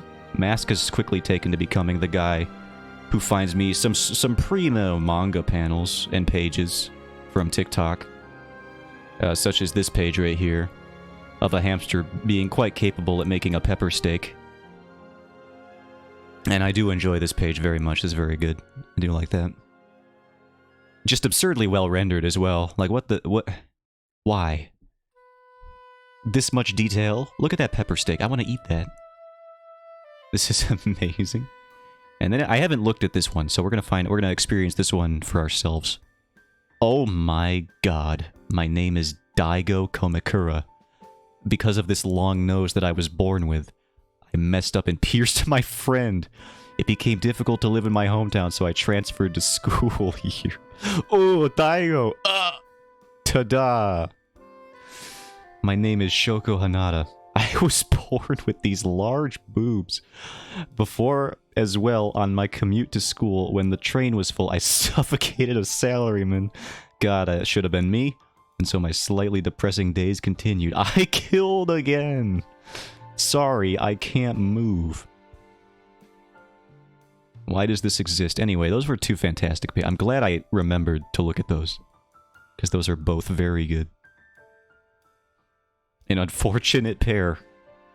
Maybe they will find love because his nose will keep her at such a distance that she will not be able to stumble and strangle him. With the galongas, if you will. Worth it? Yeah, absolutely worth it. 100%. Why does this exist? I don't know. Ask Mask, if he's even still here. Anyway, now for real. And screen. Yeah, thank you all for stopping by. More stuff tomorrow, probably. Mask has no answer, as to be expected. Cuz, okay, good answer. Thank you, Mask. Yes, thank you. I appreciated those pages. And I'll catch you all later. Bye-bye. Later, Steak. Have fun with that Chun-Li figure. Let me know if you don't want it at some point. I'll take it off your hands. Bye-bye.